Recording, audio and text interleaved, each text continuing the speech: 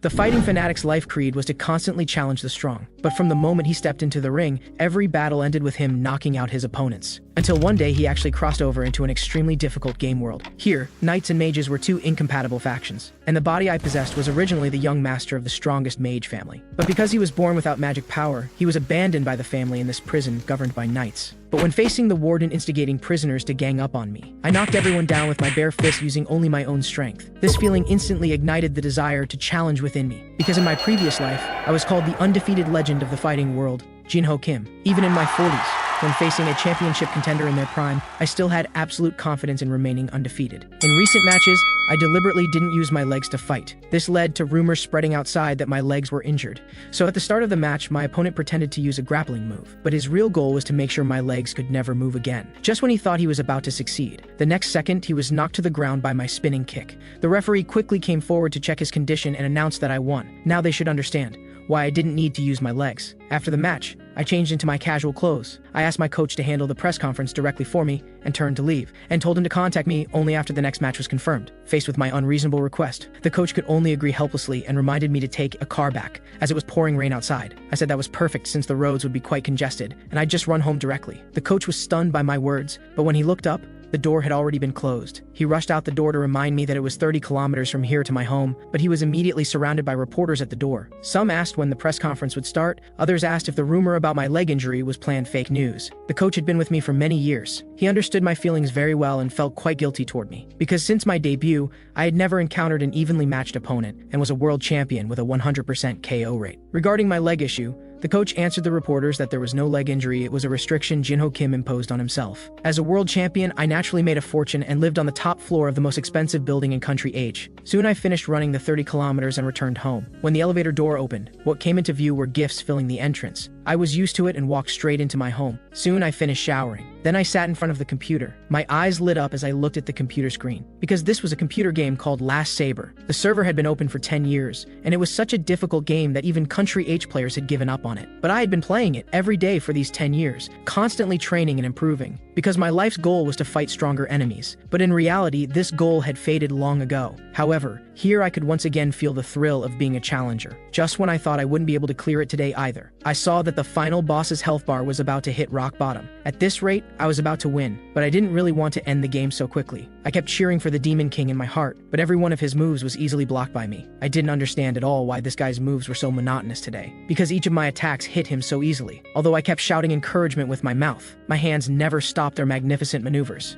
Finally, I caught his opening and began charging my ultimate move. My aura evolved into a blue Lion King. The next second, I delivered the final blow to the Demon King. With a ding, the system notified me that the challenge was successful. At this moment, I became the champion of two worlds. After exiting the game, I closed my eyes and pondered for a while. Suddenly, I smashed the mouse hard against the screen, because now I didn't know who else I could fight. Should I go find a brown bear? At that moment, a golden lightning bolt suddenly lit up the sky. I quickly turned my head to see what was happening. That golden lightning seemed to have eyes and struck straight toward me. When I opened my eyes again, it was pouring rain. Everything around me was chaotic, and I didn't know why I was outside. At that moment, someone patted my shoulder and said, "Number 218, there's no time to space out now. We need to get out of here quickly. I've been calling you, what are you doing?" Just as I was wondering who he was and where this was, I saw that his clothes had 172 written on the chest. Not far away, a group of people wearing the same clothes rushed toward the gate. However, I seemed to have seen the pattern on the flag on the wall somewhere before. Number 172 kept shaking me and said, "Snap out of it. Do you want to be locked up here forever? This might be the last chance. The last chance to escape this disgusting carrion." Hearing the word carrion, I instantly widened my eyes. Although number 172 was pulling at my collar, I was still deep in thought, wondering if I was dreaming. But this feeling was very real, definitely not a dream. Had I really entered the game I was playing? And as a prisoner, no less. Just as I was being pulled along by number 172,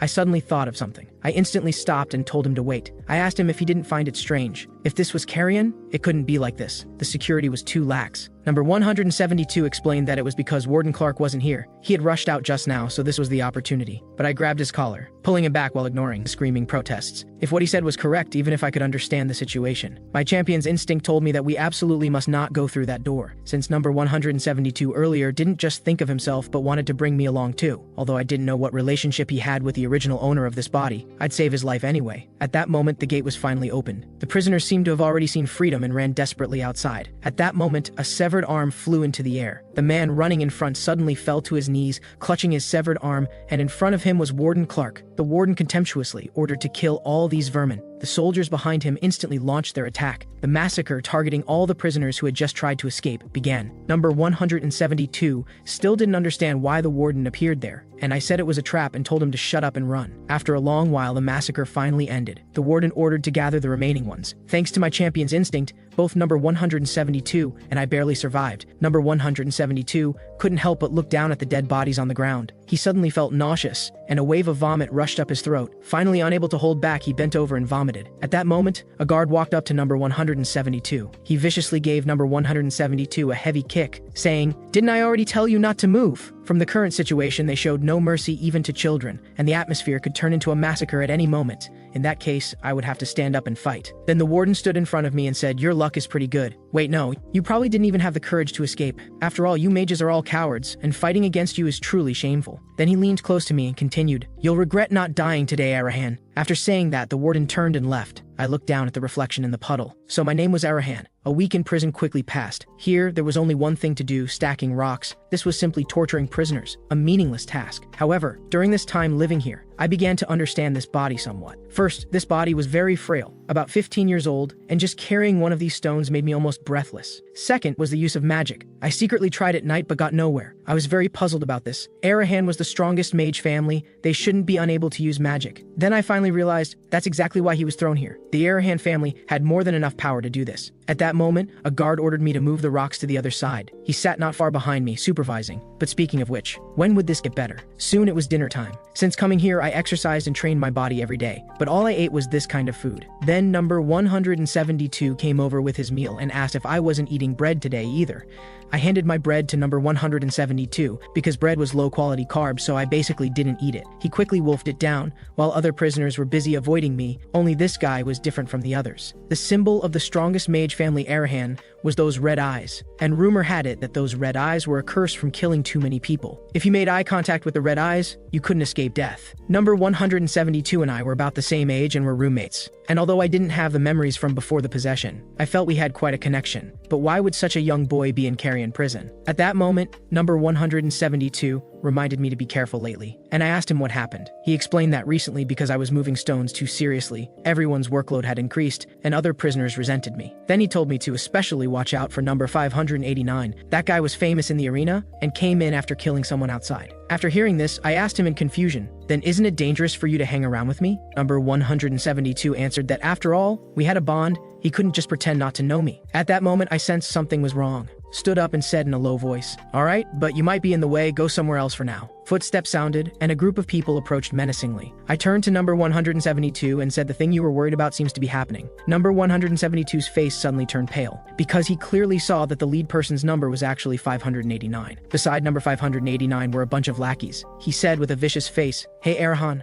I heard the increased workload recently is because of you," just as I said disdainfully that I was just treating it as exercise. A huge fist was already in front of my face. The next second, I was knocked down hard by number 589. Number 172 on the side was immediately stunned and asked if I was okay. At that moment, my hand suddenly grabbed number 589's collar. He didn't expect that I still had the strength to fight back. I grabbed his head, leaped into the air, and delivered a fierce knee strike to his face. Number 172 and number 589's lackeys were all shocked by this scene. But at that moment, I also widened my eyes, because my attack had absolutely no effect on number 589. I couldn't help but complain about how terrible this body was. But number 589 grabbed my collar and lifted me up, then threw me hard. Just when everyone thought I was definitely dead today, a system voice sounded in my mind. Notification: data synchronization progress reached 100%. Synchronization complete. Seeing this, an imperceptible cold smile rose at the corner of my mouth. Then I slowly stood up. Blue aura wrapped around my body. The muscles of my arms and legs were noticeably thicker. Tremendous power erupted instantly. I clenched my fists, and after getting familiar with this new power, I raised both hands in a fighting stance. With a slight smile, I told number 589 to try again. Seeing me dare to provoke him,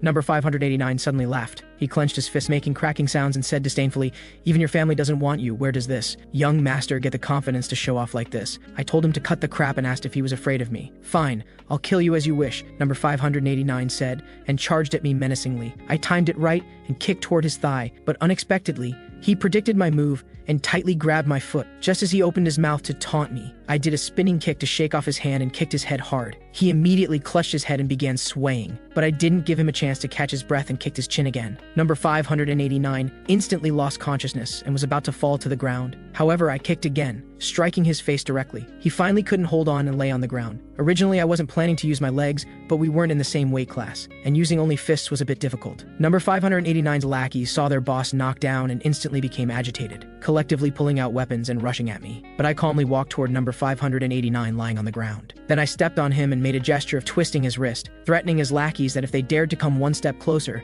number 589 would have to be spoon-fed for the rest of his life, and ordered them to bring the guards. After hearing this, everyone stood in place glaring at me viciously. Seeing them unmoved, I began to threaten forcefully. Do I look like I'm joking? If you don't believe me, should I break one of his arms first to show you? At that moment, finally one lackey rushed out to find the guards. Afterwards, a few lackeys helped number 589 away, threatening before leaving that they definitely wouldn't let me off next time, but those should be my lines. After returning to the cell to rest, number 172 asked me with admiration when I learned those moves. But he suddenly changed the subject and asked if I was always this tall, as he remembered we should be about the same height. I brushed him off, saying that moving rocks seriously would make me taller, but actually after data synchronization, real-world stats were brought into the game, though compared to my real-world body, this was still just a kid. At that moment, an attribute panel appeared before me. From just now, I had been wanting to quickly check my attributes. Name, Zed Arahan. Class, Mage. Growth speed reduction penalty effect activated. Magic power, 0. Seeing this, I couldn't help but frown. Is this right? Magic power was actually 0, although I kept complaining. Internally,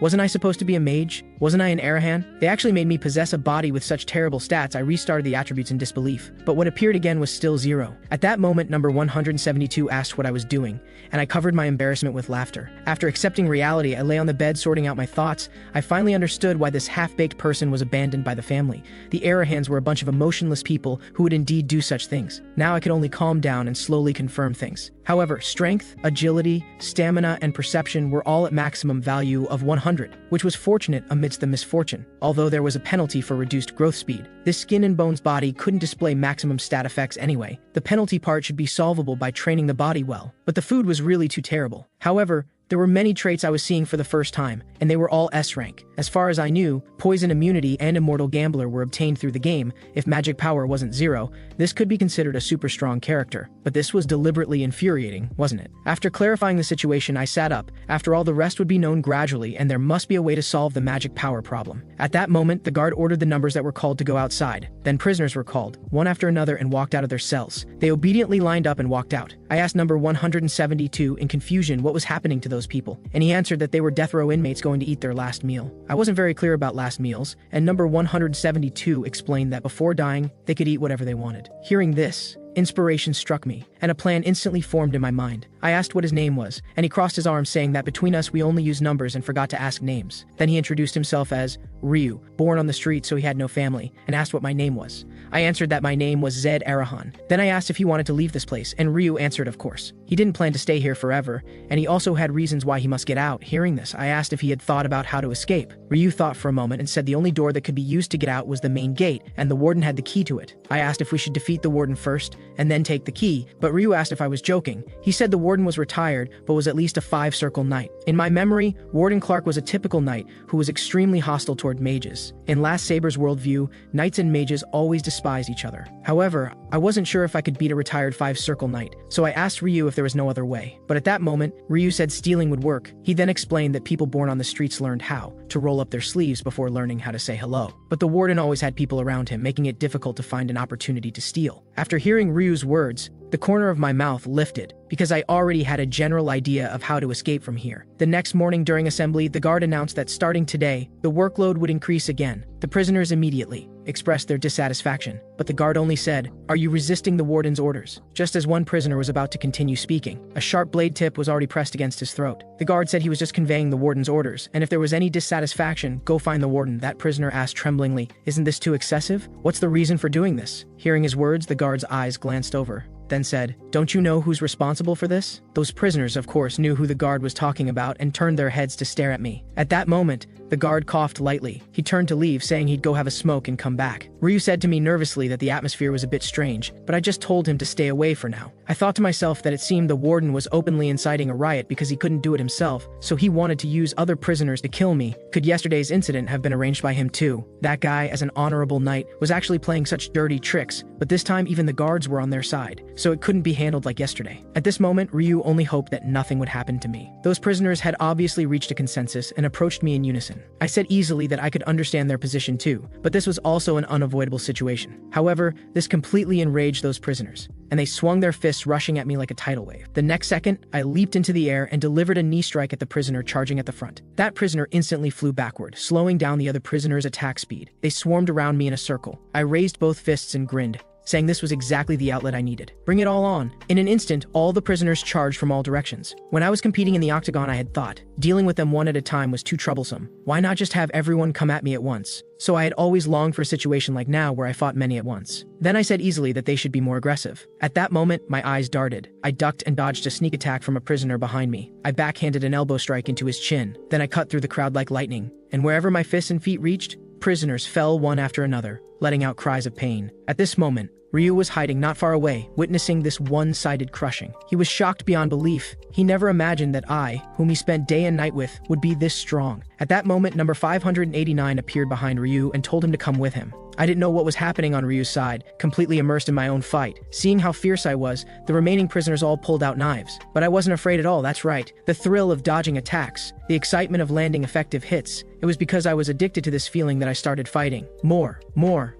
But at that moment, someone called me from behind. Arahan, you'd better not be so arrogant anymore. It'd be better if you just died quietly. You should treasure your friends. Behind him, number 589 was tightly gripping Ryu. Seeing this scene, I couldn't help but feel anger rising. But instead I grinned and said, "Hey, you trash. You just made a very serious mistake." The man standing with number 589 laughed and said, "You should feel honored to fight me. I'm a two-circle knight. You, an Arahan without even magic power, have only one path, death." He leaped into the air and slashed down with his sword. I flashed to the side and dodged this strike. The man's strike hit nothing, but when he looked up, he saw that I had already knocked down number 589 and rescued Ryu. He said with a trembling voice, "This is impossible. What did you just do? You clearly can't use magic." I answered nonchalantly, "This isn't magic." Before I finished speaking, my body flickered and swept across the open space like a ghost. In the blink of an eye, I was in front of the man. Then my right leg drew a sharp arc and kicked heavily toward his neck. The man immediately flew backward several meters. At that moment, the warden walked over from the door behind me. Our gazes collided in the air. Tension instantly filled the atmosphere, and he told me to explain what happened. At that moment came Ryu's shout, "Wait, number 218 is the victim. Those guys took me hostage and wanted to kill number 218. He was acting in self-defense," Ryu said while running. After hearing this, the warden's brows knitted tightly together and he glanced with disgust at the fallen prisoners. "What a bunch of idiots," he cursed to himself. Suddenly, he asked me if I had unlocked my magic power. I brushed him off, saying, "Who the hell knows?" At that moment, purple aura emanated from around the warden's body. All the prisoners were oppressed by this aura and fell to their knees, trembling all over, and Ryu, still being a child, collapsed directly to the ground. However, blue aura emanated around my body again, completely unaffected by this 5-circle knight's aura. At that moment, a system window appeared before me. S-rank trait, Soul of a Champion, is resisting the subdue. I grinned. It seemed this was a mental immunity trait. This ability was too overpowered. However, in my world, my body had already reached its peak. Indeed, it was impossible to be suppressed by a mere 5-circle small fry. The warden was immediately shocked speechless. He didn't expect I could still stand properly. After all, I was just a half-baked person who hadn't even opened magic power. The warden took a deep breath. The next second, even more tremendous aura erupted from around his body. However, I still stood there safe and sound, thinking to myself, this is an S-rank trait. What else can you do? My performance exceeded his expectations and he froze in place. At that moment, the guard behind him finally couldn't hold on and begged him to stop. The warden had no choice but to stop and withdrew his aura. The corner of my mouth lifted as I thought. Fortunately, he stopped there. If he got angry and started swinging his sword, I might be done for. The warden glared at me as if he wanted to swallow me alive. In the end, he could only order us to continue working and turned to leave with a gloomy face, but I stopped him, saying I just happened to have something to tell him. The warden angrily turned back and asked what I wanted. I explained that I was tired of stacking rocks and had to keep my nerves on edge every day. Worrying about being attacked by other prisoners was very annoying, so I decided to die. Ryu on the side broke into a cold sweat after hearing this and asked what I was saying, but I ignored him and continued. As I said, I want to become a death row inmate, the warden said in surprise. You know what you're saying means, right? If you change your mind, I will never forgive you. I raised my chin nonchalantly and said, are you afraid I'll go back on my word? Want me to record it with a crystal ball for you? The warden's eyes immediately lit up. This suited him perfectly. He immediately turned and ordered his subordinates to quickly bring the crystal ball. I spoke unhurriedly. I heard the last meal can be whatever you want to eat. Let's decide on the food now. For my last meal, I want beef from Verdi, and I want to eat until my stomach bursts. The guards standing behind the warden all showed shocked expressions, and someone said, how could such expensive food be given to a death row inmate? Beef from Verdi was one of the most precious foods in Last Saber. Because it was so delicious, there were often descriptions of after eating this beef, even power that didn't exist before would emerge,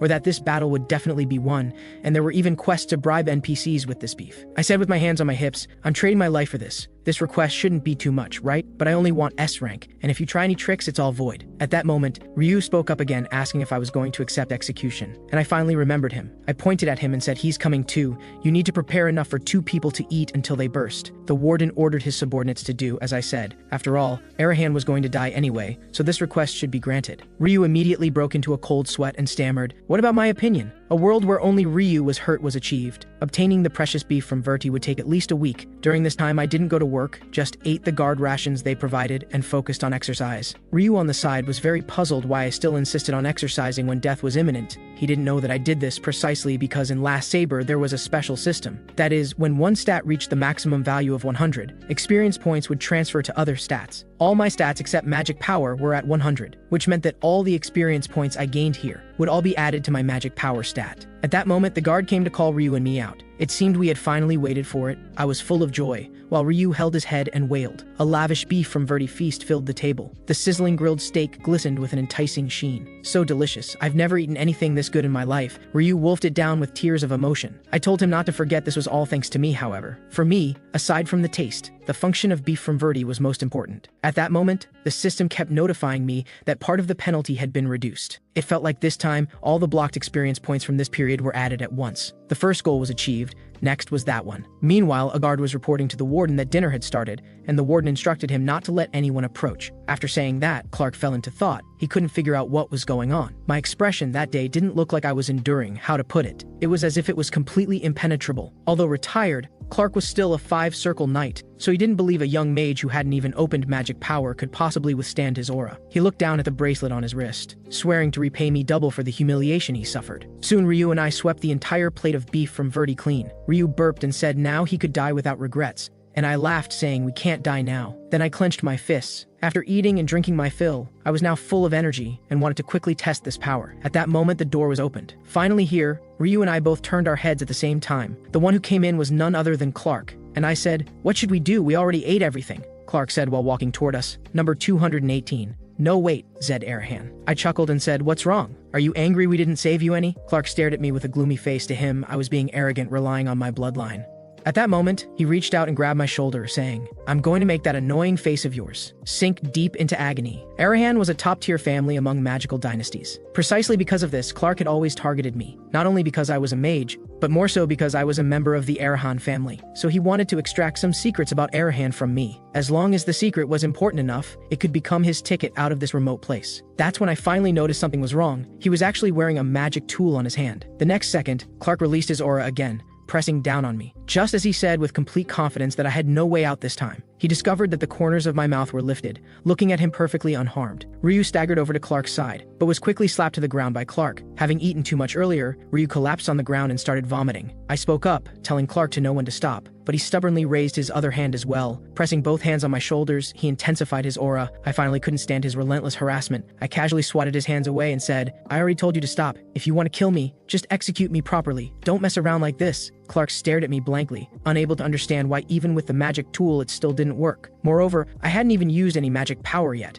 so he couldn't help but suspect I was at least 1 circle higher than him. But Clark still refused to believe it, thinking this power came from Arahan bloodline. After all, the 5 circle was a realm he would need to train his entire life to reach. Even so, he had no way to make this young mage submit. At this point, I asked him if he was done with his tricks. He lowered his head and thought for a moment. Finally, he turned and left, reminding me that the execution would take place tomorrow morning. Even if you're from the Great Arahan, you cannot disrespect the laws established by His Majesty the Emperor. Enjoy your last night. Much later, in the warden's office, Clark was recording everything that had just happened in his notebook, though he still couldn't fully investigate it. But he thought this might be valuable information for active knights. Suddenly, drowsiness hit him. Having pushed his magic power to the maximum and used the magic tool, his body was already extremely fatigued. Finally unable to hold on, he collapsed and fell asleep. The scene shifted to mine and Ryu's cell. Ryu finally opened his eyes. With Clark using his full power amplified by the magic tool, the burden on his body had been too great. I asked him how his body felt. He said he still felt a bit nauseous, like he was about to throw up. I praised his skills, and he finally grinned, proudly showing off the key he had just pickpocketed from Clark from his sleeve. I told him he'd worked hard. After all, for an ordinary person, doing this was actually very dangerous. This kid was really a man. At this point, Ryu sat up and said it was only because Clark's attention was on me that he was able to steal it. Then he asked with concern if I was okay. "I'm fine," I replied. He suddenly changed the topic, saying I was strange and must have some secret he didn't know about. I told him to go move some more rocks. After saying this, my eyes looked ahead. Now my strength, agility, and stamina had all increased by 10 points. Truly amazing results. Beef from Verdi was indeed as rumored, not only delicious but also highly nutritious. Of course, I'd also been exercising continuously. I could feel my body had undergone a qualitative leap after eating beef from Verdi. Though I wanted to quickly remove all the penalties, it would probably be difficult. Still, I made up my mind. I sat down and told Ryu we'd be leaving tonight. Once he recovered, we'd set out. Ryu asked, "Don't we need to get out right now? Clark should discover it soon." I told him confidently not to worry. Clark should be sleeping soundly now. Ryu asked in confusion how I knew. That's because I knew Clark's bracelet was a trash item that instantly increased magic power while also greatly accumulating fatigue. He should be sleeping unconscious somewhere right now. He came to find me bringing the dining room key himself, and unexpectedly used a magic tool. Thanks to him, my plan went even more smoothly. Now it was about time to leave.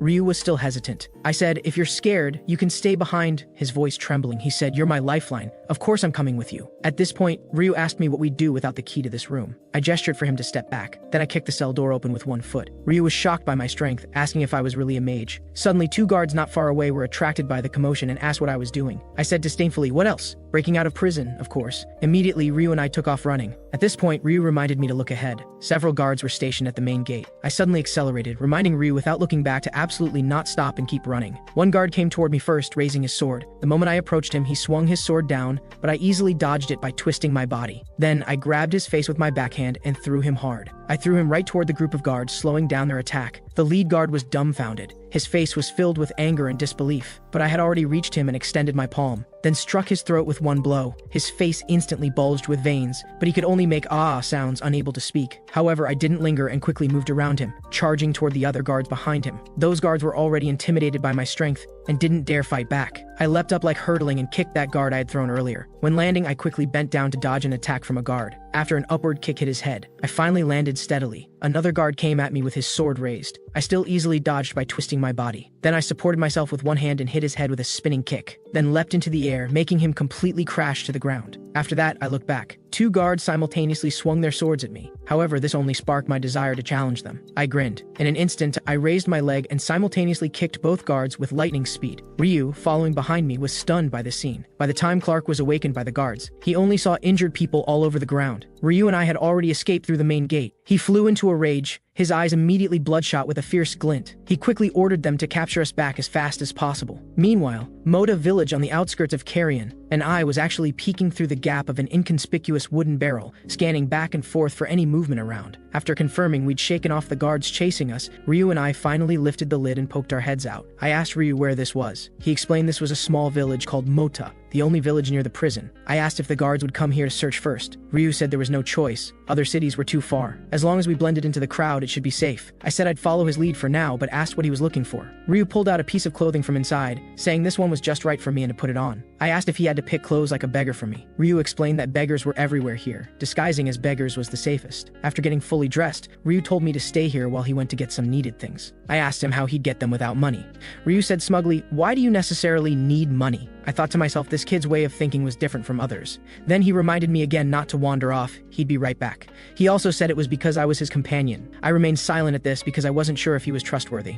An hour later, Ryu finally returned. I asked what he'd brought. Ryu took out color-changing lenses for me to put on. My pupils turned blue. It should be something like colored contacts. He explained that red pupils were an Arahan characteristic and I had to be careful, and explained that the south was Bahal family territory, so blue lenses were most popular, because among those presumptuous nobles, eye color was also a kind of decoration. After hearing this, I fell into thought. Bahal was a family I was very familiar with because my main character was Torres Bahal, the character I used for the final ending. The magic family was Arahan, the swordsman family was Bahal. Just like their mutually hateful worldview, even their eye colors were completely different. Afterward, Ryu led me to the resting place he'd already found on his way back. Lying in the stable, I kept thinking about why my situation had become like this. The moment I opened my eyes, I was suddenly in the game as a prisoner of all things, and now I was hiding in a stable to sleep. Moreover, I didn't understand why that guy Ryu kept following someone like me. He said I was his companion, but he should know very well that Clark's target was me. Following me would be dangerous. However, he was a pickpocket from the streets. I did need Ryu's help right now, which was why I was with him, but I wasn't sure if I could really trust him all along. At this moment, Ryu also had his eyes open, thinking about who knows what. The next morning, sunlight streamed through the window. I woke up. It had been too dark last night to see clearly. I hadn't expected to be sleeping in such a dirty, messy, and foul-smelling place. Ryu also sat up stretching and said, "You really are an elite noble. Does this kind of place make you uncomfortable?" I said, "Who would like this kind of place?" Ryu agreed with me, saying everyone just compromised to adapt to circumstances. I stood up and said,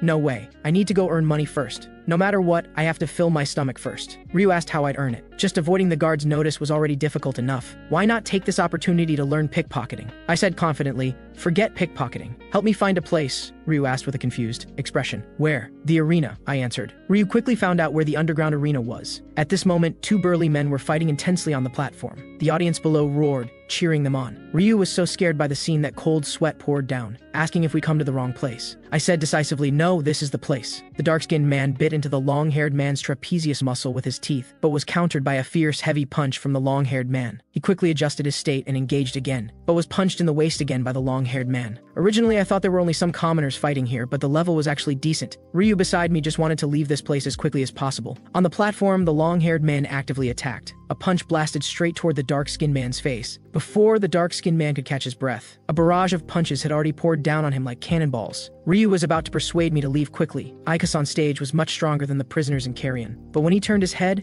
he couldn't see me. And at this moment, all the audience below were stunned by the scene before them, because I had easily blocked Ikas's fist with one hand, and we were obviously not in the same weight class. I said to Ikas, "Can't you see he's already passed out? Don't go too far." At this moment, Ikas was confused, unclear who would dare speak to him like this, and Ryu was already stunned by my actions, thinking why did that madman go up there? I turned and asked the referee if he'd been bribed. The outcome was already decided. Why let the match continue? This doesn't follow the rules. Just then, Ikas shook off my hand and asked what I wanted. He thought to himself it would be trouble if I was a noble, but I instead asked him if he couldn't tell. At this moment, the whole venue was silent enough to hear a pin drop. All eyes focused on me, waiting for my answer. But I explained I was just a beggar from the streets. The next second, I was drowned in a tsunami of angry curses from the entire audience. However, I said without care that I'd take responsibility. I'd fight that guy. Is that okay? Everyone look forward to it. I'll show you an interesting match. Just then, Ryu ran over in a panic. Words poured out like a machine gun, urging me not to fight Ikas, saying that guy was the strongest here, so he didn't believe I could win at all. My head was spinning.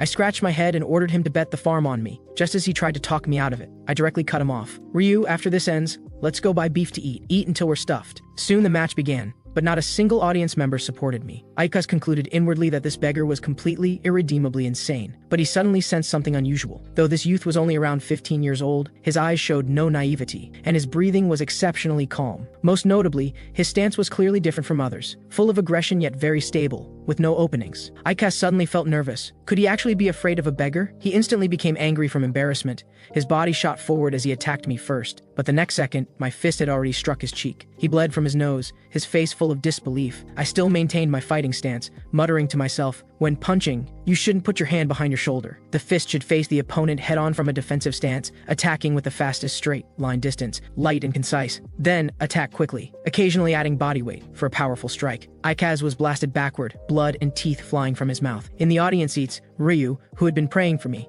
heard the gasps from the crowd, and slowly opened his eyes, only to discover Ikas was covered in wounds and couldn't even stand steadily. While I was completely unharmed and at ease, Ryu was stunned. He had never imagined I could actually defeat Ikas. At this moment, Ikas's vision began to blur, everything before him hazy. He had never thought he would lose to a young punk. He threw a punch with all his strength, but I easily dodged it by lowering my body. He couldn't understand why he couldn't dodge those chaotic-looking punches. This was inevitable. After all, we were people from two different worlds. Finally, I punched toward his chest, and he flew backward again. This time, he could no longer get up. I looked at the referee on the side and asked what he was still doing. Did he want me to also not follow the rules? The referee's gaze shifted outside the ring, as if waiting for some instruction. After receiving the instruction, he raised my hand and declared my victory. But I didn't feel the joy of victory. I only felt it ended before I even warmed up. If I'd known, I would have gone even lighter. Leaving the ring, Ryu and I went to the arena's finance department to collect the prize money, but discovered the amount in the money bag was wrong. I directly asked the receptionist if they thought we were young and couldn't do such simple arithmetic. The receptionist quickly waved her hands, explaining to me, "How could that be? I gave you everything." But I still felt something was wrong. It couldn't be this little. Ryu beside me had shifty eyes and looked very guilty. I turned and asked him how much he bet. Unexpectedly, he hadn't bet everything. He explained he didn't like gambling and also needed to keep some money for dinner. As we were arguing, a woman interrupted our conversation. Behind her stood two tall bodyguards. She said coquettishly that she just wanted to chat with me. I recognized that the referee had been watching their faces earlier, so I asked who she was. Seeing I didn't know her, she understood I was here for the first time. So she introduced herself as Herna, the manager of this arena. Just as she was about to ask again if we could chat, Ryu and I walked straight away. Ryu seemed to know that woman and glanced back. Just then, those two bodyguards blocked my path. I asked indifferently if they also wanted to end up like that guy just now. I could make them lie down for a few days. However, they didn't move at all, seemed very loyal to that woman. At this point,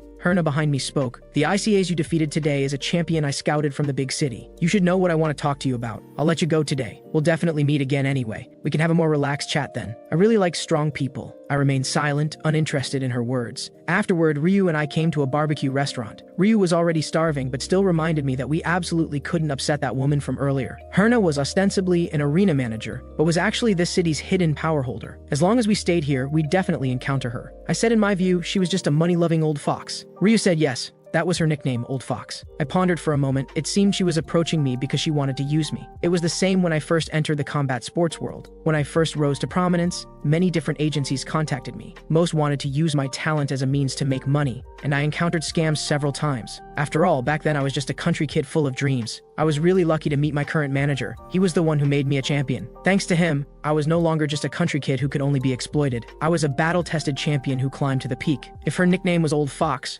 then let's see who was more cunning. At this moment, the server brought up one portion of beef from Verdi. Ryu was already ready to eat, but I spoke up and interrupted him. I said this was fake, the color and marbling were far off, but Ryu couldn't tell the difference. I explained that thinking about it carefully, it was actually strange. The warden took a week to get it back then. If the neighboring city had it, it wouldn't have taken that long. Moreover, beef from Verdi was very precious, impossible to supply to so many customers. This seemed to be beef from Wage, one grade lower, though only one grade difference. The quality gap was huge, and of course the price was different too. But at this moment, Ryu's stomach was already growling with hunger, thinking wasn't it all the same once it was in the stomach? But I said paying Bell Estate prices yet eating fake beef. Wasn't that unfair? Besides, we had no money. Reporting such things was a consumer's right. After saying this, I waved over the server. The server said with an annoyed face, "I found you eyesores since earlier. Hurry up and leave after eating. You only ordered one portion of meat, and dare take up others' time here. This is fake meat. We ordered one portion of beef from Verdi. You should bring out the right thing first," I said coldly, thinking selling me fake goods already made me angry. And the attitude was so poor too. But the server said, "Do you have any idea where you are? Your street tricks don't work here?" I had no desire to argue further and demanded to see the manager. He glared and snarled, "You filthy beggar, have you lost your mind?" I scoffed. "Or would you prefer this bold as brass beggar to make a scene right here?" The other patrons turned to look, their murmurs spreading instantly. The waiter, left with no choice, signaled for me to follow him. Soon Ryu and I were brought to the boss's office. At the head was a pot-bellied, middle-aged man, obviously the boss. Beside him stood several burly men holding knives. The boss asked if we were those two unreasonable beggars. "The unreasonable one is you. You sold us fake goods," I replied. The boss laughed heartily, then said, "Young punk's got quite the spirit, but you should know how to read the room," he said, his finger pointing at us, seemingly ordering his subordinates to attack us. I raised my fist and chuckled. "I don't know what room to read, but it seems you're the ones who can't read the situation. If we fight, who do you think will die?" But his subordinates all thought I was bluffing and simultaneously swung their swords at me. However, I dealt with them one by one without breaking a sweat. Soon the last burly man was also taken down by me. The boss also went from his earlier composure to sweating profusely. He simply couldn't believe the scene before him. Ryu said proudly, "Serves you right. Do you know who he is?" Even Icas was defeated by him. The boss had heard not long ago that Icas lost to a beggar, but he had laughed it off at the time. He didn't expect it to all be true, so he stammered and asked what we wanted. I said without fuss, "Finally we can communicate. I just want to get the compensation I deserve. I'm a reasonable person." As I spoke, I raised two fingers. "There are two conditions for compensation. First, hand over our money. Second, from now on when we eat beef here, you'll pay for us at Bell Estate prices." The boss was stunned by my demands, thinking how could there be such a bandit-like guy, but he could only agree. Soon it was evening. We'd earned quite a bit of money, so we decided to find a better inn to stay at. Ryu collapsed onto the soft bed, excitedly waving his limbs, saying this was the first time he'd lain on such a soft bed. Then he turned sideways to look at me and said, "You were amazing just now. That consumers' rights thing, truly worthy of a noble." I also laid down on the bed and explained, "Because if this gets out, his restaurant is finished." I added, "And negotiating when you're holding no cards is hell." It was the first time I saw someone's face turn that red. Ryu laughed. He kept thanking me. I told him to hurry up and sleep. Much later, the room was very quiet. Ryu slowly opened his eyes. He sat up and asked quietly if I was asleep. Seeing I didn't respond, he confirmed I was asleep. So he tiptoed down from the bed and got dressed, then slowly approached the door preparing to leave. Only then did I open my eyes, but I didn't get up to follow him. A few days later at noon, Ryu, who had just woken up, said he was hungry and asked when we'd eat, while I hadn't rested since waking up and had been exercising the whole time. He asked, "Don't mages usually super hate sweating?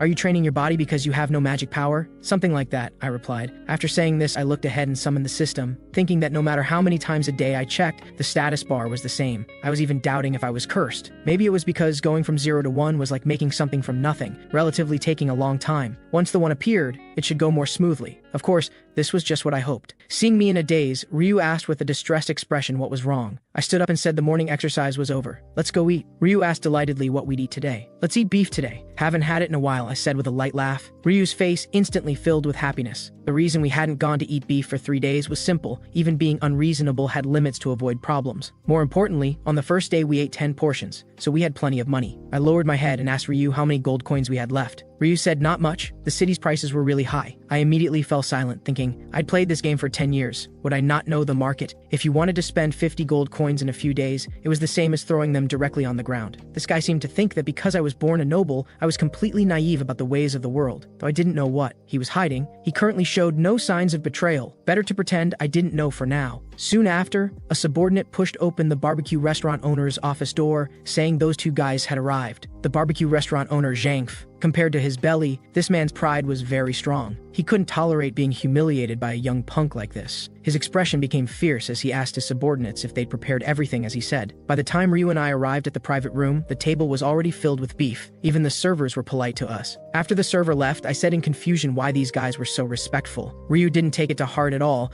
saying maybe it was because we changed clothes. But I still felt this wasn't possible. I pondered for a moment. When coming in, I didn't see anyone who looked like an assassin, and the restaurant interior was the same as before. I wasn't sure what scheme they were plotting. At this point, Ryu asked if I wasn't hungry. He handed me the lettuce wrap he just made. However, the instant I took the lettuce wrap, a thought flashed through my mind. I quickly told Ryu to spit out this meat. Couldn't eat it. Ryu coughed violently. He said in terror, "Am I poisoned? Will I die?" I said a little bit was fine. So that's it. This was their scheme. They actually dared to poison the meat. A message appeared in my mind. Trait: Poison immunity S rank has resisted Prug's venom. I thought if I didn't have absolute poison immunity, I would have died unknowingly. All the suffering I endured to obtain this was worth it. Trait: Absolute poison immunity S rank. Acquisition condition: Ingest all poisons in the Empire by grade and repeatedly use antidotes. Ryu asked weakly how I knew the meat was poisonous when it was colorless and tasteless. I said, "I'm an Arahan." Ryu said, looking at it this way, "Those elite nobles really are different, so what now? If they want to kill us, shouldn't we hurry and escape?" I stood up and said, "Why should we run? We're going to make them pay a painful price." The boss was annoyed. If those two beggars had just quietly eaten the meat, fine, but why did they have to boss him around? I spoke calmly.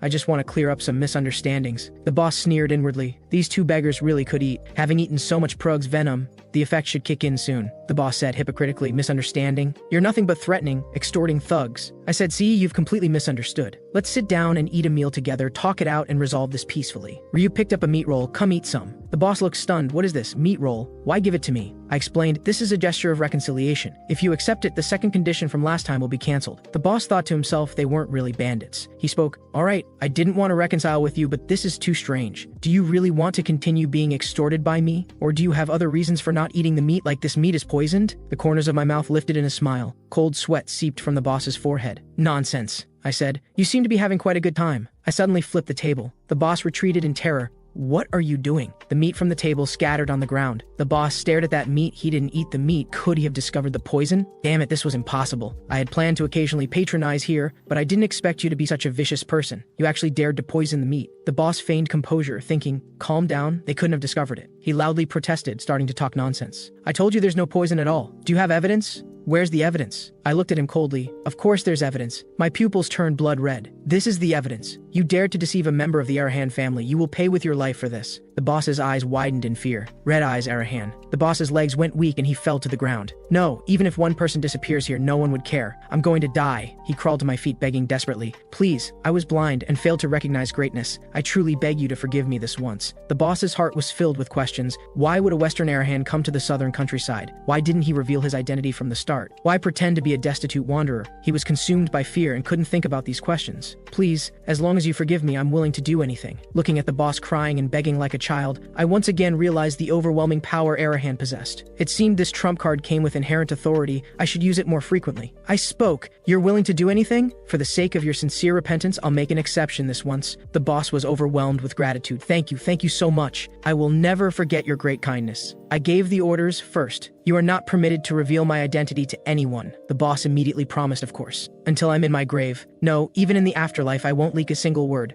Second, hand over half your wealth, then I'll act like nothing happened today. Yes, I'll give it to you right now. Please wait a moment. The boss was deeply moved by Arahan's magnanimity. After all, what use was money if you were dead? Moreover, it was only half. I must hand over the money before he changes his mind. He wiped away tears emotionally. My eyes returned to blue. Ryu looked at him, truly worthy of Arahan. After we get the money, we'll leave the city tonight. Herna blocked their path. In such a hurry to go where? Both were startled. Herna slowly walked toward us with her attendants. She looked at me. So you're quite a remarkable person. Could she know I'm an Arahan? Did that bastard leak my identity so quickly? Impossible. He was truly terrified at the time. Then there was only one place that could know information about me. If it was discovered I was a fake Arahan, I wouldn't get the money. I needed to change locations. Herna spoke. Let's talk privately, I responded. All right. The three sat around a table. I asked first, so what brings you here? Do you have business with me? Herna smiled. You've got it wrong. It's not that there's nothing going on. I'm here to see my client. Client? Zed looked at Ryu. No way, Ryu. Ryu lowered his head. I didn't mean to hide it from you, Herna said to Ryu. I looked into what you asked me to, but I'm going to need more money. Ryu jumped to his feet in agitation. What? This isn't what we agreed on. Do you know how much I've already paid? Herna's tone turned cold. That pittance wouldn't even cover a meal. You think finding a long-lost brother is easy? Especially one whose fate is unknown? Tears welled up in Ryu's eyes. How can you do this? That was my last hope. So that's what this is about, Zed interrupted them. Wait, how about this? You said you needed me for something, right? Let's tie that together with your commission. So if I agree to this client's request, you'll accept my commission too? Herna's eyes lit up. Of course. My request is quite simple. A smile curved Herna's lips. Fight Ika's again. It's that simple. Ryu quickly grabbed Zed. Wait, Zed, this is obviously a trap. But Zed answered without hesitation. All right, I accept the rematch. Zed turned to Herna. If I win, you continue the investigation as Ryu requested. Herna licked her lips. Of course. I always keep my promises. Night fell. The two walked through a dimly lit alley. Ryu carried a heavy money box, looking dejected. Zed asked, why do you look so down? Didn't you make a lot of money? Ryu didn't answer. He stopped walking. I'm really sorry. I never meant to deceive you from the start, Zed said calmly. I know, Ryu continued. I asked her for help in private. I know it was stupid, but I had no other choice. Zed said, I understand. I also knew you were skimming extra money. Ryu looked up. You knew? Zed said, yes, though I only realized today that you went to Herna. Then why didn't you say anything? Because I didn't mind. Your help was very valuable to me. Ryu's eyes widened. Zed turned back and continued, but I can't let this go on forever. From now on, don't hide things from me. Tell me everything. The most disgusting thing in the world is betraying someone's trust, no matter where you come from. Don't let yourself become trash. Ryu lowered his head in guilt. All right, I swear I won't do it again. Zed stopped. Ryu called out, don't go through with the rematch. Let's just take the money and run as planned. Zed asked, what about your brother then? You know what that woman is like? She'll betray us again. Ryu wasn't stupid. He wouldn't be easily deceived by someone like Herna, but he still sought her out, which showed just how desperate he was. In his desperation, he grasped at a rotting rope, even knowing it could break at any moment. And Herna was exactly the kind of adult who would betray a desperate child. Zed said, I was planning to leave, but now I've changed my mind. Ryu asked, what? You're really going to rematch? I believe in you, but Herna was definitely plotting something sinister. Zed said, that's exactly why I want to participate even more. Ryu asked, why? Because when I see trash, I want to clean it up. And isn't it exciting to defeat an opponent who's going all out? Meanwhile, at Carrion Prison, a guard came to report. Warden, all personnel have assembled. Clark ordered,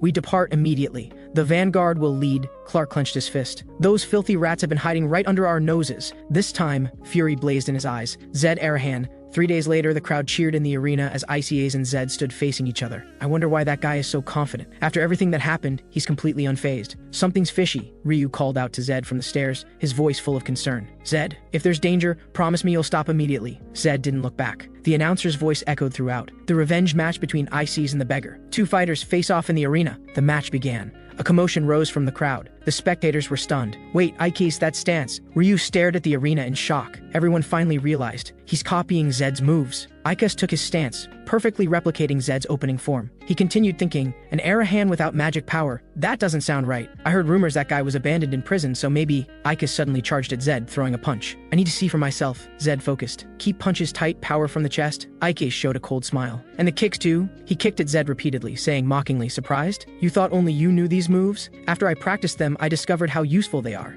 Zed was hit. I admit, this is a bit unexpected. Zed's gaze fell on Ike's belt. The belt buckle was glinting faintly. Zed threw a punch, landing squarely on Ike's face. Ike didn't budge. Zed was pushed back half a step instead. He flexed his smoking fist. Ike touched his chin, smiling contemptuously. What was that? Are you serious? He burst out laughing. That didn't hurt at all. You really are a worthless, magicless waste. Zed's expression remained blank. Just as I thought, amazement erupted from the crowd. Ike suddenly got stronger. Worthy of being our champion. The crowd roared, Ike!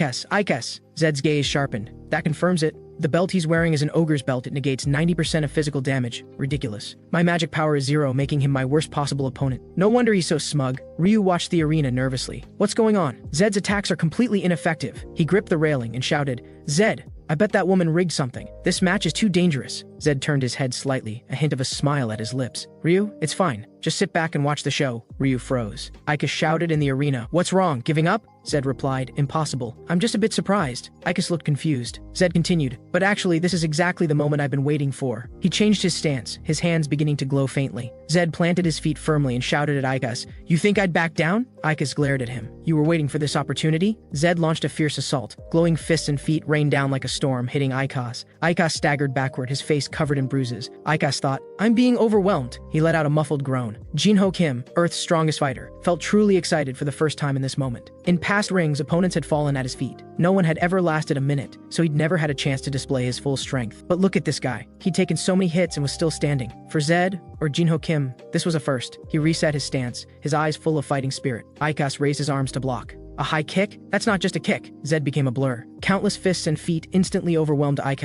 He couldn't even react. Ike stood frozen in place, covered in wounds. Cracks appeared on the ogre's belt. Damn it. I can't even predict his attacks, let alone block them. How is this guy a mage? Zed's eyes glowed red. He smiled contemptuously. Don't think about going down so quickly. It doesn't hurt at all, right? Ike's voice trembled. Please stop. I surrender. Zed's kick whooshed through the air, stopping abruptly right at Ike's nose. Ryu and the spectators were stunned. Zed kicked out. It struck the ogre's belt directly. The belt shattered. Ike screamed in agony. He collapsed to his knees, trembling all over. Zed looked down at him. What's wrong? Not getting up. Ike looked up in terror. You maniac! Ike shouted frantically. The belt's gone! Referee, call the match! Zed threw a punch, landing square on Ike's face. He said coldly, no. That's not enough. Zed looked down at the fallen Ike.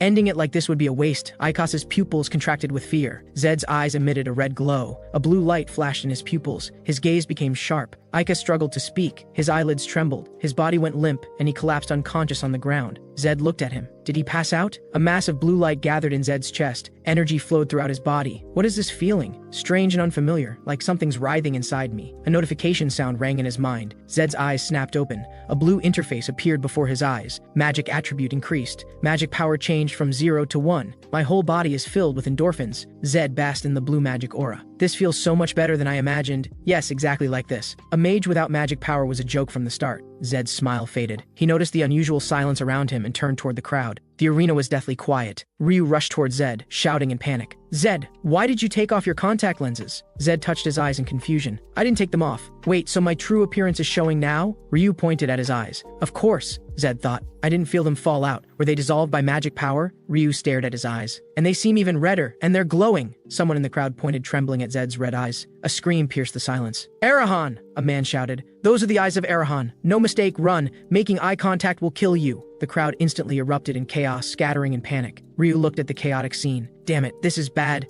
Guards will be here any moment. Zed pulled Ryu along as they fled. Run, Ryu! Ryu shouted in frustration. Damn it, I told you we should have left. Zed shouted back. Listen, I'll come find you later. Make sure to find Ryu's brother. In an empty room, Herna sat alone, her fingers trembling slightly. Maybe I should have listened to the warden from the start. She bit her lip. Damn those bastards. Herna shot to her feet, her face twisted with rage. She roared, I'm going to tear you apart, Zed Arahan. Herna paced back and forth, calculating her losses. Ike was an A-rank fighter I paid a fortune for. 600 gold coins for the contract. Now he's completely ruined. The ogre's belt cost 200 gold coins. I still owe the warden 1,200 gold coins. Total loss, 2,000 gold coins. She let out a scream. She grabbed her own hair. Damn it, I should have listened to the warden. My precious 2,000 gold coins. Her face contorted with fury. That brat, I'm going to tear him to shreds right now. Zed thought, I need to hurry and get my contact lenses and money. But as soon as he went outside, the town was already full of guards. This is bad. We need to hide for a while. The two hid in barrels. Ryu poked his head out. Should be safe now, right? Ryu climbed out of the barrel. Stay here. I'll go find a carriage. A young man stopped them. He said, Herna sent us. She has information for you. We'll take you to see her. Besides, you won't find a carriage right now. Inside the carriage, Ryu whispered,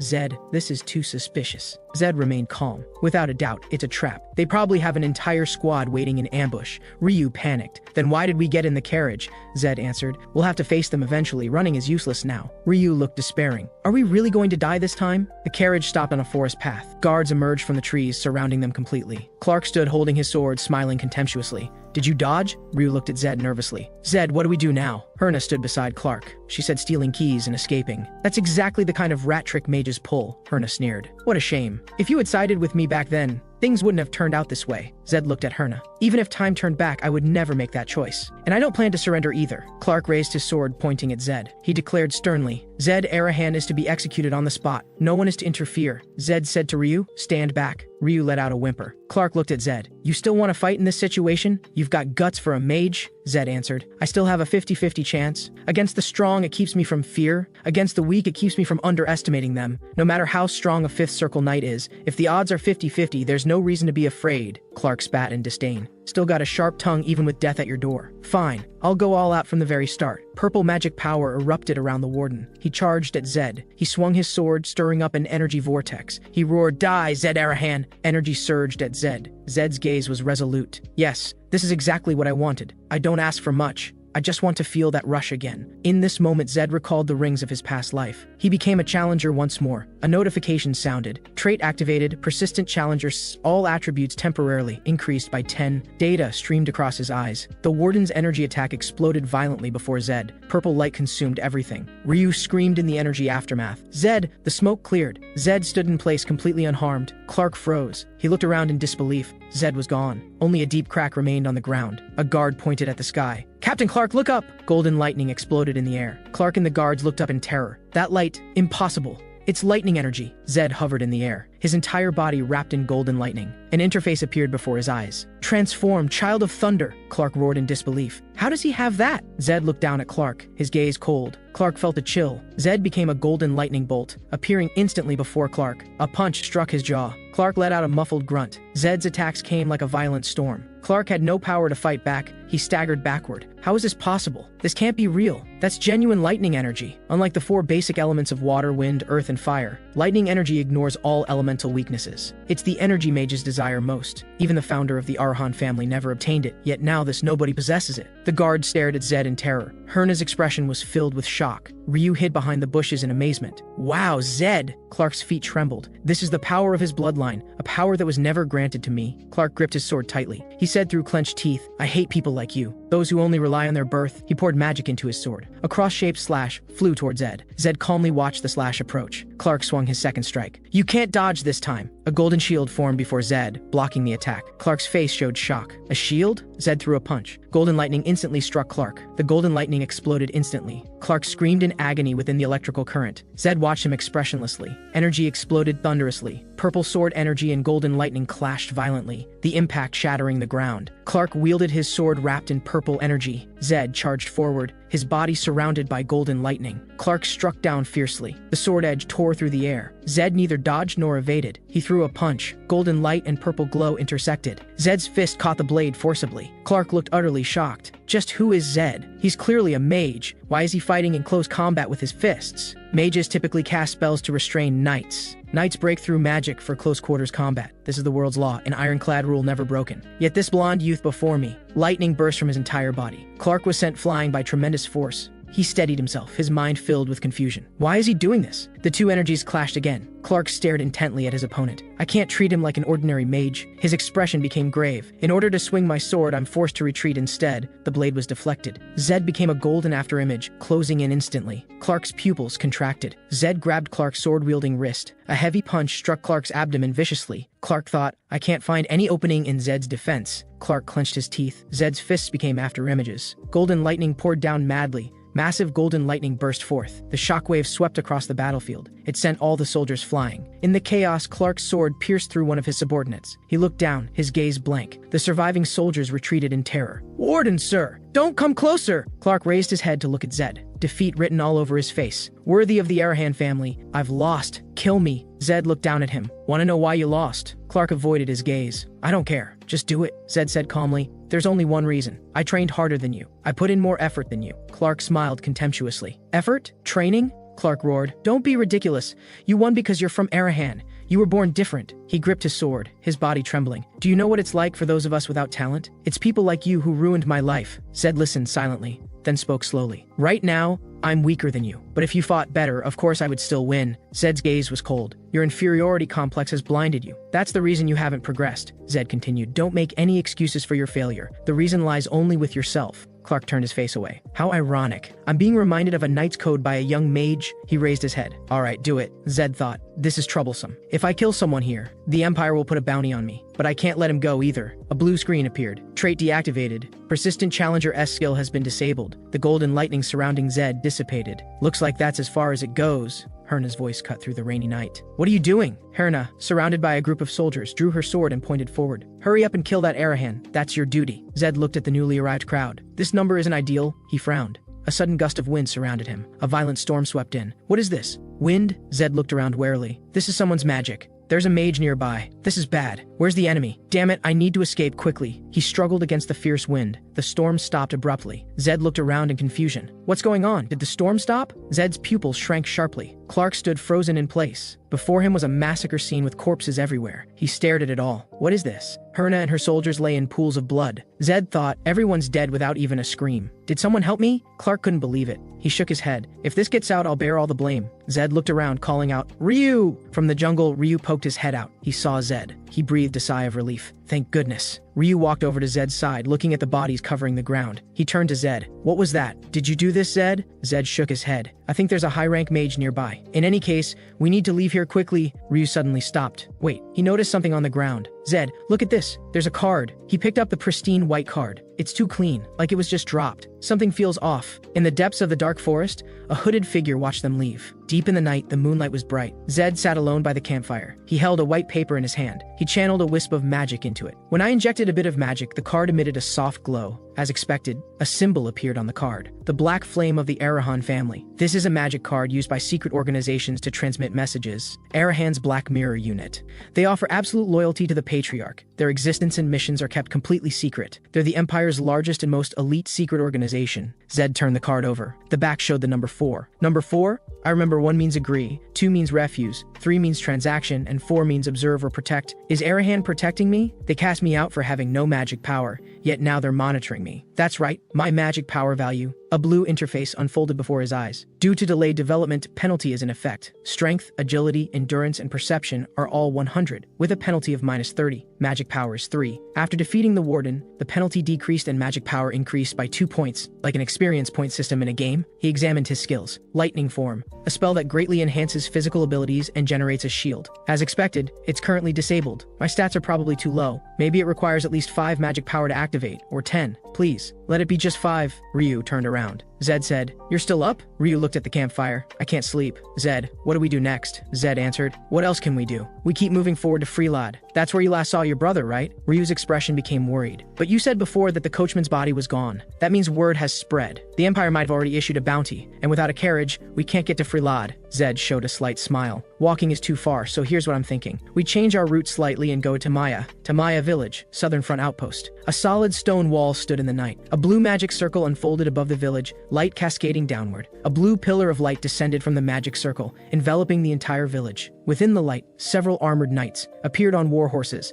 The white-haired knight at the front had a resolute gaze. "Then I shall begin the search immediately," he declared solemnly. "I, Torres Bahal, will hunt down that Arahan who has stained our family's honor and deliver righteous judgment." Torres Bahal knelt down, his armor clanking. He raised his head. "You summoned me, Lord Patriarch?" An elder sat on the throne, the patriarch of the Bahal family. The patriarch spoke. "Yes, I have a task for you." The patriarch handed the document to Torres. "A criminal who was imprisoned in the Carrion detention center several years ago escaped a few days ago. After killing the warden and several citizens of Moda, he's now on the run." The patriarch's gaze was firm. "I entrust everything to you," he continued. "As the heir of Bahal, you must judge for yourself and uphold the family's honor." Torres Bahal received the document. "Yes, I will stake my life on fulfilling your command." Zed panted heavily. Ryu shouted behind him. "Zed, no matter how you look at it, this is insane," Zed said. "You've been saying the same thing for 5 days now. How much longer do we have to walk like this?" Zed felt irritated inside. "We must be the only fools who dare walk into the front lines on our own." Mist shrouded the forest. Bones littered the ground everywhere. Ryu explained. "The Empire established defense lines on the perimeter to block magical beasts." He pointed at the map. "Each family is assigned a region. The south belongs to the Bahal family." Ryu's finger landed on Tamaya. "We're heading there, a village close to the front lines. Magical beasts sometimes break through. The real reason we're going to that outpost village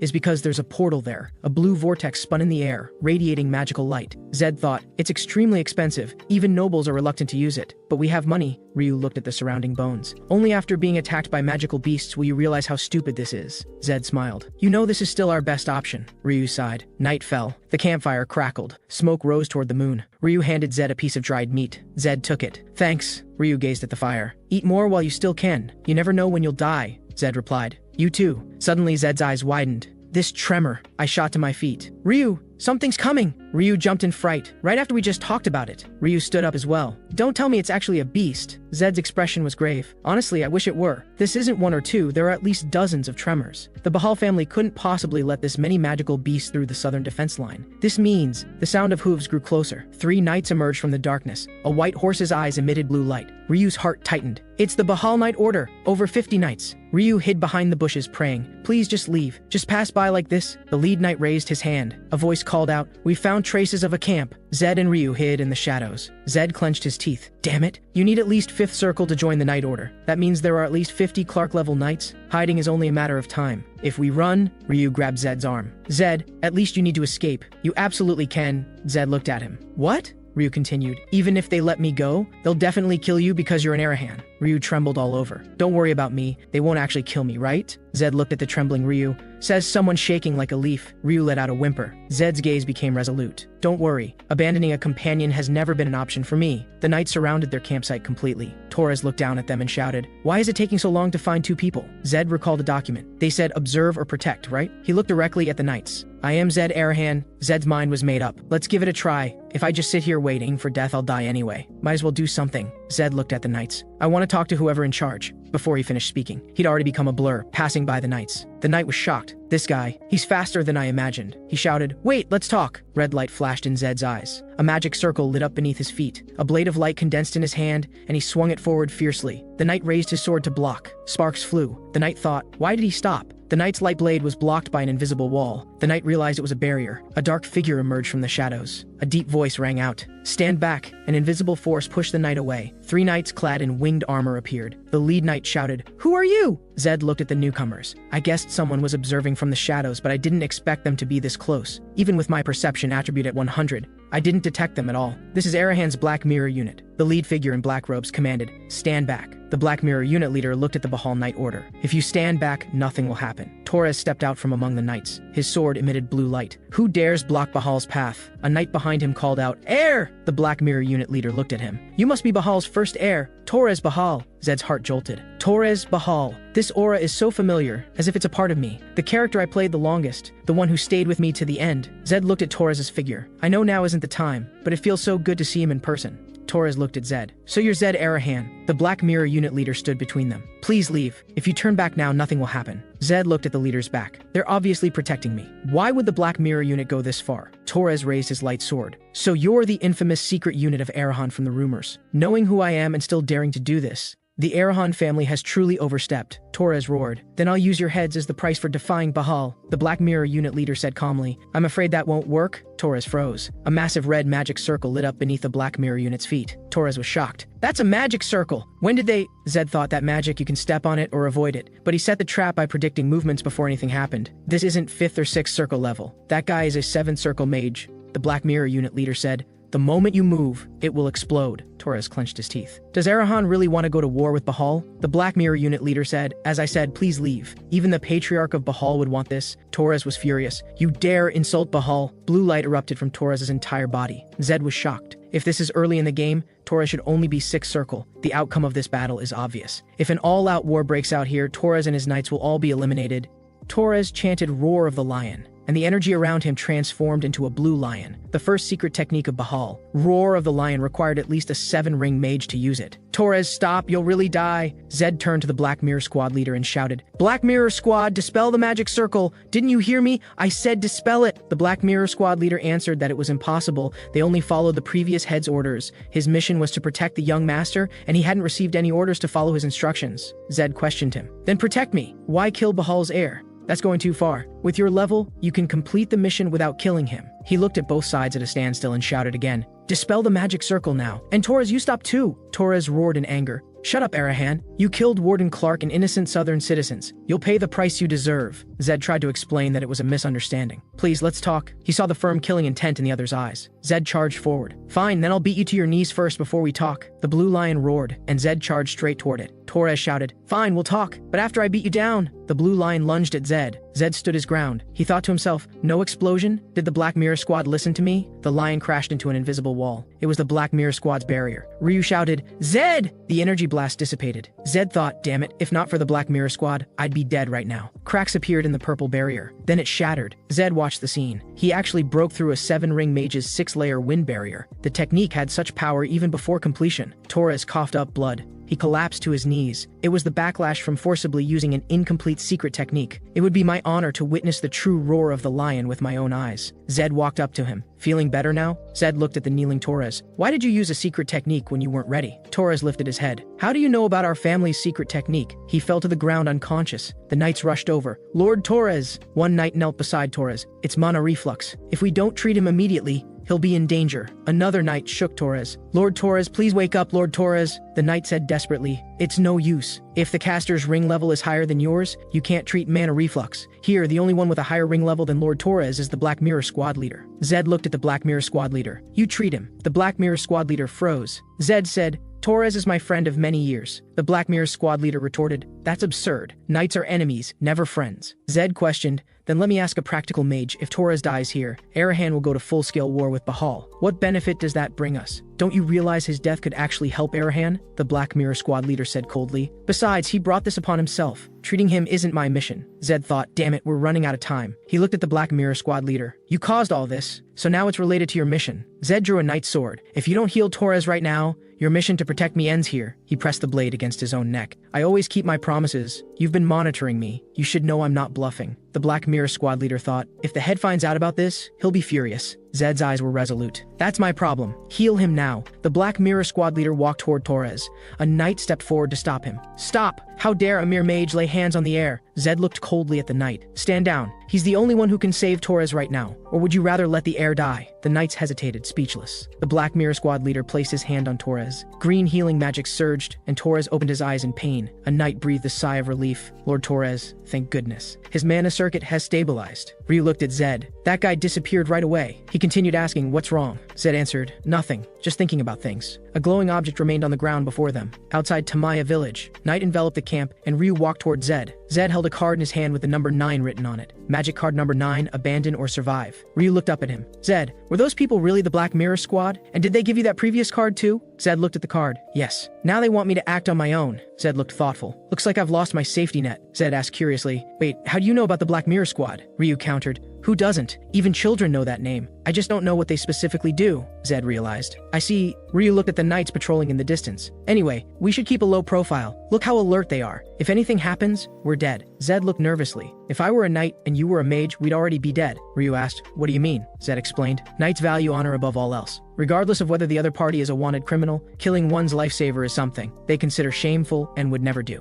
Zed thought knights lived for honor, while mages would even turn on friends if there was profit. Honestly, he felt both sides were too extreme. But this also meant he had mastered the trick of dealing with both. Give knights honor, offer mages profit. A knight approached. He said, the heir is looking for you. Come with me. A steaming cup of tea. Torres lifted the teacup. This is Manar tea grown on our estate. The aroma is excellent. Zed smelled it. The aroma is really wonderful. He turned to Torres. How's your body? Torres answered, much better, thank you. Ryu looked down at the tea. Ryu took a sip of tea. Zed looked at Torres. I hate formal occasions. Can we just chat casually? Torres was flattered. Zed continued, you're 17, right? Let's relax. Torres cleared his throat. What about you? Zed answered, I'm about 15. Torres said, so I'm 2 years older than you. Zed said, want me to call you Big Brother? Torres laughed. No way, and I couldn't call a mage Big Brother either. Zed laughed too. Good. I wasn't planning to anyway. Ryu drank his tea, thinking, an Arahan and a Bahal are having a friendly chat. Torres became serious. Before we get to the main topic, let me thank you first. Thank you for saving my life. Zed thought, I can't believe I'm thanking a mage. Bahal heirs usually have their noses in the air. I already knew Torres had this kind of personality. I like it. Torres said, all right, enough small talk. Let's get to the point. You said the murders, including Warden Clark's, were a misunderstanding. What do you mean by that? Zed said, just like I said, I'll explain everything. He explained everything in detail, from the prison to how he got here. Of course, he omitted the parts about unlocking the mana ring and gaining lightning energy. Zed summarized, that's how it is. As you know, Arahans never back down.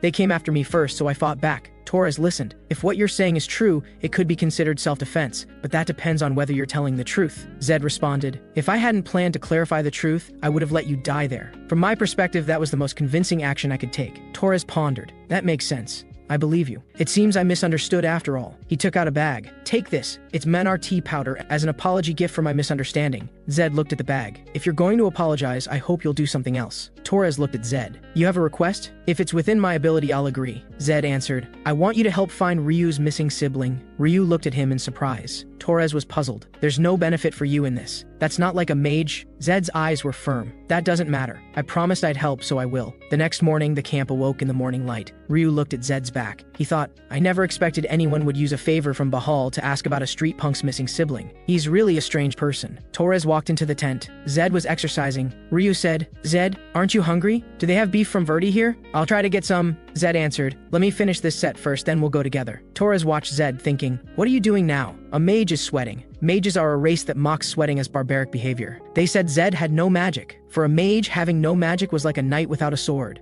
Yet he didn't give up and kept working hard. Torres watched. What a glorious sight. If I were in his position, could I be as honorable as Zed? Torres made up his mind. He clenched his fists, wanting to befriend this mage who was more like a knight than any knight. No matter what, he would become his friend. Torres pointed at a large piece of meat. Ryu's eyes widened. Is that the legendary beef from Verdi? You actually brought out something so rare. Torres smiled slightly. After all, I'm dining with someone from Arahan. This is the least I can do. Zed examined the meat. High protein content, very suitable for building muscle. Ryu repeated curiously. Building muscle? Torres gestured to everyone. All right, everyone sit down. People sat around the round table. Torres spoke. With good food before us, we shouldn't waste time.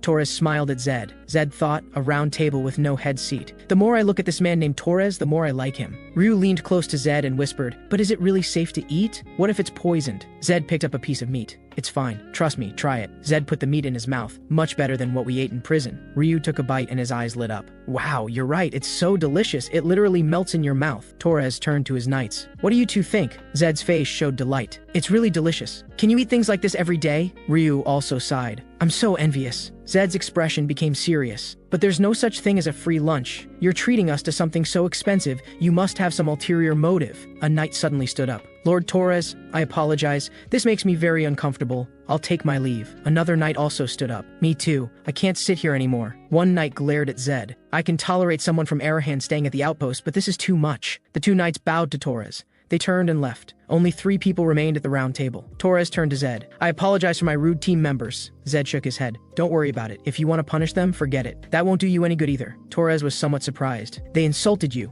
Yet you're speaking up for them. Zed picked up his cup. They've been taught since childhood that mages are enemies. This reaction is normal. What they need now is understanding, not scolding. Torres looked thoughtful. Understanding. Another lesson learned. Zed changed the subject. More importantly, haven't you always had something you want to say to us? Torres frankly admitted. Ah, you noticed. Torres explained the situation. We're planning to go to Freelad to search for Ryu's sibling. Torres made a request. But could we delay the departure by one day? Ryu looked at Torres in confusion. Why? Torres looked at Zed. I want my team members to know you're a decent person. I only need one day. Zed fell into thought. Zed turned to Ryu. Ryu, do you think it's okay? Ryu nodded. I'm fine with it. We're not personally searching anyway. Besides, even if we went to Freelad now, they'd only pretend to help. Zed spoke. Then it's settled. Let's do it. Outside the southern frontline walls of Tamaya, two beasts roared. One beast fell to the ground. A knight reported to Torres. It's a low-level beast, Lord Torres. Torres nodded. Well done, Torres said to everyone. We continue sweeping forward. The knights responded in unison. Yes, sir. Zed followed behind the group. What is Torres thinking? Bringing me to such a distant place. I just came to get along well. Torres gathered 20 knights and formed a search party on the front line. Beasts ran rampant on the southern and western front lines. The search mission here was exceptionally difficult. Zed watched the marching group. Could it be for throwing a party? The Bahal family had a tradition of holding parties after missions to celebrate survival. Zed looked at Torres's back. Maybe he wants me to join that victory celebration moment. A 17-year-old kid being so sentimental, a knight reported loudly. Lord Torres, we found unknown tracks. Torres crouched down. Never seen this kind. Torres stood up and asked, does anyone recognize what creature's tracks these are? The knights looked at each other. A knight said, it seems to be a new beast not recorded in the guide, Lord Torres. According to the manual, we should report to headquarters. Torres pondered. But leaving immediately feels... He turned to everyone. We're in Zone 1, right? If it's an undiscovered beast, its level shouldn't be high. A knight raised an objection. Even so, the unknown is still dangerous. Torres sighed. All right, you're right. We'll go back. If we really don't know what it is, unless someone knows. Zed spoke calmly. Need help? Torres turned around in surprise. You know what this is? Zed looked at the traces on the ground. These are basilisk tracks, a mid-tier beast. But you're a 6-ring with 25-ring knights. It shouldn't be a problem. Torres was incredulous. Are you serious? A knight questioned. Lord Torres, are you really going to believe a mage's word? He's from the west. How would he know about southern beasts we've never seen? Zed responded calmly. Is there evidence it only appears in the south? Maybe Arahan's guide is more complete than Bahal's. The knight was furious. You insolent half-wit. A guy without magic dares to talk back. How dare an Arahan mock a Bahal? Zed's red eyes flashed with cold light. You're the ones mocking. A mere knight dares to be disrespectful to an Arahan descendant. Torres intervened.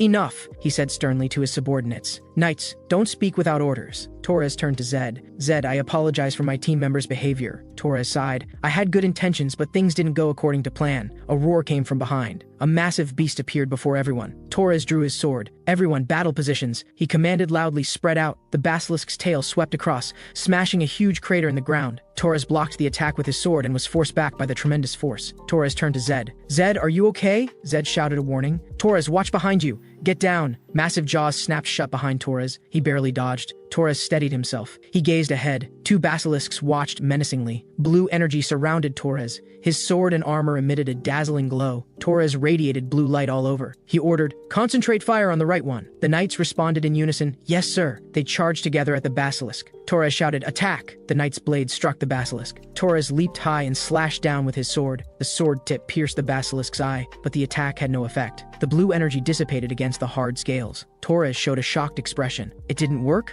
Zed thought. The knights are well trained, but that beast hide 5-ring or 6-ring sword energy can't penetrate it. Red spikes rose on the other basilisk's back. Zed shouted, now it's their turn! Everyone, get down! Torres immediately reacted. Follow Zed's command! Get down! The knights immediately dropped to the ground. A knight looked at Zed in confusion. Why should we listen to a mage? Zed roared. I said, get down, you fool! The spikes on the basilisk's body shot out instantly. The spikes fired in all directions. They hit its companion. A knight's leg armor was pierced by a poisoned needle. Countless poison needles flew over their heads. Torres lifted his head. It shot poison needles in all directions, but not a single one landed on the ground. Zed lay on top of a knight. He spoke. If you'd been hit, you'd be seriously injured. I saved your life. The knight was still shaken. Zed stood up and turned to Torres. Torres, its next attack will aim low. It'll be almost impossible to dodge, so we must take it down before it attacks again. Zed proposed a plan. Torres, can you and your knights handle the left one? Torres was shocked. What? You're gonna face one alone? Do you really know? Zed's tone was urgent. There's no time. Just tell me if you can do it. Torres gritted his teeth. All right, we'll make it quick. Don't you die. Zed's lips curved slightly upward. Now who's worried about whom? He's really a cool guy, Zed responded. Then I'll leave it to you. Torres turned and shouted to his subordinates. Everyone, follow me. We'll handle the left one. I'll lead. The persistent challenger trait was activated. My favorite character is going all out. I can't just stand by. Zed clenched his fists. Golden lightning flickered on his hands. All attributes temporarily increased by 10 points. Lightning form activated. Golden lightning enveloped Zed's entire body. Zed spoke to the right basilisk. Where are you looking? Zed, his body crackling with lightning, charged at the beast. Your opponent is me. Zed's fist struck the basilisk's face. He smiled slightly. Encountering a basilisk on my first beast hunt. Looks like I'm lucky. He dodged the basilisk's bite. He launched into a lightning quick combination. The basilisk was forced back. Zed gathered lightning in his fist. That thing has only one weakness. If it were human, the weakness would be the top of the head. He leaped up. Time to smash it. Zed's lightning fist slammed heavily on the basilisk's head. He landed smoothly, lightning crackling around him. The basilisk's head drooped to the ground, smoking black. Zed turned his gaze back. A red orb appeared above the basilisk's corpse. Zed silently prayed, please, please. It dropped. Breath of the demon. This was the core material for crafting elixirs. Watering it with holy water gave a chance to obtain an elixir. Zed held the orb. Usually elixirs randomly boost attributes, but I only have magic attributes. Excellent. Thank you for this magic attribute bonus. Zed walked toward the other basilisk. Alright, now to get the second one. Torres swung his sword at the other basilisk. The basilisk's tail struck a knight. The knights cried out, Lord Torres! Torres was forced back. I'm falling too far behind the knights. No time to waste. The basilisk opened its bloody maw and lunged at Torres. Torres looked up. A yellow lightning bolt struck the basilisk. Torres watched in shock. Zed stood before Torres, lightning crackling around him. Torres asked, Are you okay? Torres was greatly shocked. Zed was standing on the basilisk's head. Torres looked up at Zed. What is that energy? The knights were also stunned. The knights looked confused. How did he get here? Wait, that light is lightning power. Torres looked at Zed.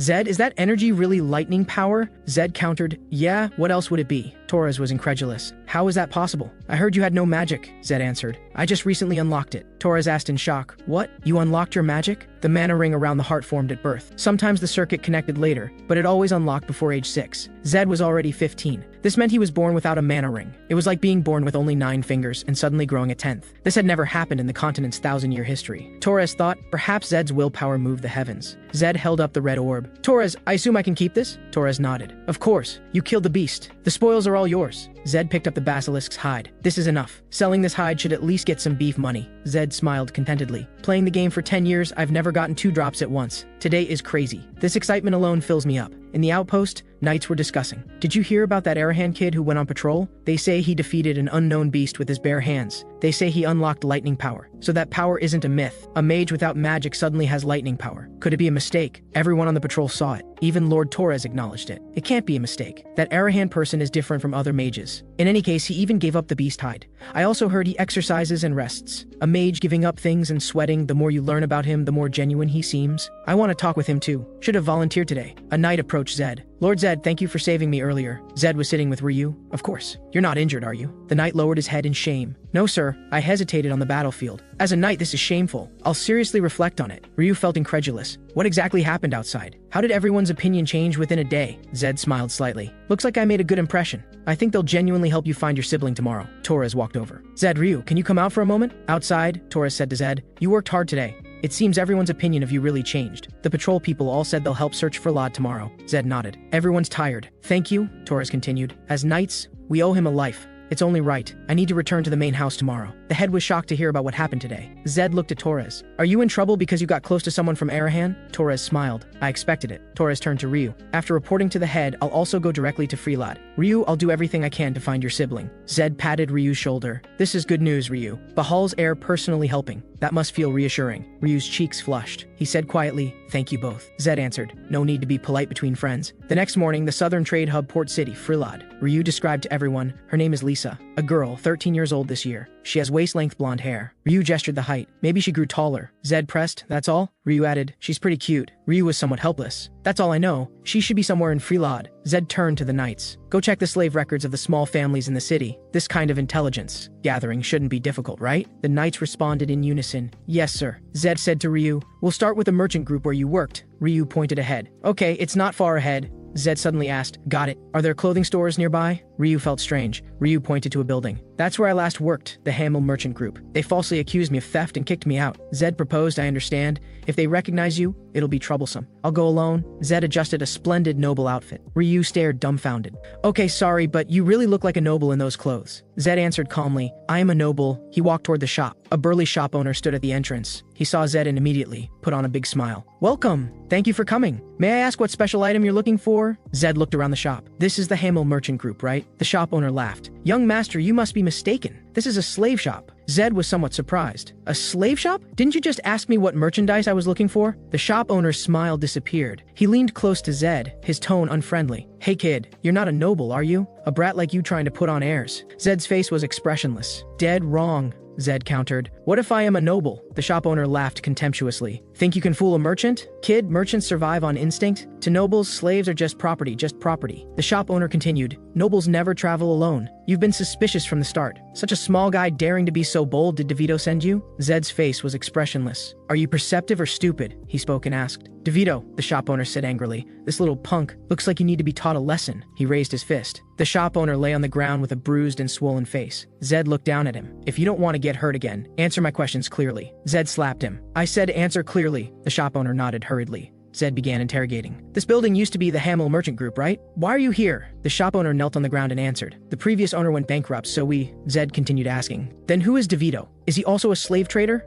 The shop owner said hastily. Yes, he's the biggest slave trader in the entire South. Then he's our next stop. Zed asked again, one more thing. Where are all the people here? The shop owner answered hesitantly. Every person? You mean the displayed inventory? Zed's eyes turned cold. Inventory? He slapped him. Watch your words, bastard. The shop owner was frightened and stuttered. Zed slapped again. Say it again. The shop owner trembled. Inven. Zed swung his hand again. Say it again. Inventory. Zed's slap landed again. Zed withdrew his hand. Slaves are people too. You think you can treat them as things? The shop owner touched his swollen face. Zed said coldly. At least live with some dignity. That's not hard, is it? The shop owner shook his head in terror. No, sir, Zed commanded. Lead the way now. The shop owner immediately got up. I'll take you right away. The shop owner pulled open a curtain. This way, young master. Zed looked at the scene behind the iron bars. Many people were locked in the warehouse. Zed looked at the scene. Keeping people in a place like this. Seeing this makes me angry again. Zed asked the shop owner, are there more people locked up? The shop owner answered, no, these are all the people. No blonde slaves, no young slaves. Young slaves are expensive. Lisa may have already been sold. Next, we need to track down that slave trader called DeVito. But before that, Zed stared at the shop owner. I'm giving you one last chance. Act like a human being. The shop owner was confused. Zed commanded, give me the keys to the vault and the prison. Zed locked the shop owner in the prison. Stay here for a while. You need to experience it too. The rescued people said gratefully to Zed, you will be blessed, sir. I distributed all the slave traders' property to the rescued slaves. The knights guided them to suitable dwellings. For someone like me, this kind of kindness is unimaginable. Zed comforted an old man. No need to thank me. Rest well. While eating with them, I listened to their life stories. Talking with people who have experienced many things yields unexpected information. An old man introduced himself, saying his name was Gordon. I used to be an assistant to the Cherville family. After the family fell, I somehow ended up here. Zed was surprised. You served the Cherville family. I thought they were wiped out. It's so good that you survived. Gordon answered. Pure luck. The Cherville family. If Arahan is famous among mages, then Cherville is highly respected among blacksmiths. In their heyday, people flocked in droves just to obtain a Cherville artifact, but later they were destroyed by the Empire for treason. Now their name is barely mentioned in history. Not only in history, but also in the game I know. With no heir to inherit their legendary craftsmanship, this was a huge loss for the Empire still fighting beasts. Gordon sighed. The glorious days are all past. Zed also echoed. Such a shame. If Cherville's craftsmanship had continued, how many miraculous items would exist today? It's also a huge loss for me. Gordon suddenly leaned close to Zed. Actually, there's something I only want to tell you. Sir, can you guarantee secrecy? Zed nodded. Of course. You can trust me. Gordon looked around. Can we move to a more private place? In the woods, Zed said. It's fine now. Gordon lowered his voice. Cherville's true heir, Lord Lacto, is still alive. Zed was shocked. What? Gordon hurriedly covered his mouth. Shh. Keep it down. Zed asked in a low voice, where is he now? Gordon explained. His chief assistant died in his place. They exchanged clothes and burned the body to ensure no one could recognize it. If everything went according to plan, he's now hiding in Myers. My god, this is nuclear-level intelligence. But his fugitive status also makes him nearly impossible to find. Zed said to Gordon, thank you for telling me. I hope to meet him someday. Gordon pleaded, I told you because you seem trustworthy. Sir, please don't let him come to harm. Zed answered solemnly, don't worry. I fully understand his situation. Let's head back now. Staying out too long would raise suspicion. Back at the table, Ryu sighed. He poked at his food. Not hungry? Ryu looked up. Zed comforted him. Don't be too upset. Today's slave trader was just a small fry. Tomorrow we'll find more leads at DeVito's. Ryu nodded. Gordon suddenly interrupted. Wait, sir, did you just say DeVito? Zed looked at Gordon. Yes, why? Gordon said excitedly. Absolutely not. His place is on a completely different level from where we were held. Don't you know who's backing him? Zed replied calmly. No matter how high his backer status is, I have the Knights of Bahal, Gordon retorted. Sir, DeVito's network spans the entire empire. There are even rumors that his biggest client is Arahan. Zed's expression changed. Arahan. Zed's pupils contracted. Arahan? Impossible, Gordon answered. There's a clear reason. The enemy's loss is my gain. Taking away all the slaves would harm the noble families of the south, including Bahal. If it was Arahan, that sounded quite reasonable. Then the Black Mirror Squad wouldn't protect DeVito anymore. This could trigger a silent war between Bahal and Arahan. Ryu looked at Zed with concern. Zed, if what he's saying is true, he was worried I would put myself in danger. Zed said to Ryu, don't worry too much. This is for you, but also because it's the right thing to do. Ryu looked puzzled. The right thing? Zed's gaze was firm. Yes, I'm simply following my beliefs. No matter what, we must deal with DeVito. The next day, at DeVito's slave market, Zed climbed the steps. Zed walked straight ahead. A burly man blocked Zed's path. He shouted, Hey, what do you think you're doing? Kid, Zed asked coldly. Where's DeVito? A bearded man stepped forward. Don't you even know where you are? Even nobles get their heads bashed in here. Zed snorted disdainfully. Doing business with Arahan has really ruined you all. He brushed his gloved hand across his cheek. His eyes glowed red. The two men's faces changed drastically. Arahan. They immediately dropped to their knees. We're sorry. We didn't recognize the young master of Arahan. Zed thought, is this person DeVito? No, judging from his clothes, he's just a lackey. But to have that kind of reaction, he must be from the Black Mirror Squad. I hope it's not true. A hooded figure sat at a table. Someone upstairs clicked their tongue. He showed a sinister smile. What wind blew such an esteemed guest to such a filthy place? He continued, I heard you destroyed the slave market at the port yesterday. Zed thought, this guy isn't intimidated by the Arahan name. DeVito toyed with the scroll in his hand. I thought you wouldn't dare show your face. Earlier than I expected, or perhaps just ignorant, Zed announced. As of today, Arahan cuts all ties with you. I'm taking all the remaining slaves. Cooperate. DeVito suddenly burst into laughter. He stopped laughing. DeVito asked contemptuously, don't you know any manners? Staring down someone from Arahan. And you're wondering how long you can live. By the way, when exactly do you plan to kill me? DeVito slapped the table. All right. Enough small talk. DeVito raised his wine glass. Since you're an honored guest, I won't kill you. Just consider this a life lesson. DeVito's subordinates surrounded them. They drew their weapons. Zed's eyes sharpened. No choice now. Fortunately, there's only one Black Mirror Squad here. I don't know how strong he is. If he's around the fifth ring, I should be able to handle it. If I strike first and take him out, a voice came from outside. Surround this building. Zed was startled. This voice, Torres' voice, rang out again. Teams 1 and 2 storm the building. Kill them all. Torres and his knights charged in. Blue sword aura overflowed. The knights engaged DeVito's men. A sword beam flashed past Zed. The hooded Black Mirror Squad was also struck. Torres unfurled a scroll. This is an imperial decree. Torres roared, kill them all. DeVito retreated in horror. Why is Bahal's vice captain here? A sword beam flashed. DeVito collapsed to the ground in fear. He sensed something was wrong. He looked up in terror. What? The hooded Black Mirror Squad had already been beheaded. Torres stood beside the corpse. Slave trader DeVito? DeVito asked in confusion. Why? Torres announced his crimes. For illegally kidnapping and imprisoning the powerless, committing such filthy acts in the Southern Territory and staining Bahal's honor. As Bahal's vice captain, I will sever your limbs as a warning to others, Zed thought. DeVito's eyes, which should have been glaring in rage, are now all on me. He begged in terror. This can't be. Please spare me. A sword beam grazed past his cheek. DeVito froze. Torres coldly raised his sword. The blade flashed. DeVito's arm was severed. DeVito let out a heart-wrenching scream. Wait, please spare my life. Torres raised his sword again. Torres' sword came down. DeVito now lay on the ground. Torres ran his sword through the last thug and withdrew it. First floor cleared. Zed walked toward Torres. That timing was perfect. But wait, what did you mean by the imperial decree? Torres explained. Exactly what it sounds like. The emperor issued a decree to eliminate all slave traders. Truly a benevolent ruler. Zed was surprised. The emperor? Then the other slave traders have already been dealt with too? Torres answered. Knights were dispatched to other locations. This was the largest stronghold, so I came personally. He turned to Zed. Speaking of which, why did you come here? Don't tell me you plan to take down DeVito alone. Zed nodded. Yes, I needed to confirm some things, Torres said. You unlocking lightning aura is truly shocking, but you're not even at the first ring yet. Don't push yourself too hard, Zed said. Are you showing off that you're a sixth ring knight? Torres continued. In any case, thanks to the Emperor's decree, we now have the perfect excuse to act. He turned to the knights. Search the slave market. Report immediately if you find any slaves. The knights responded in unison.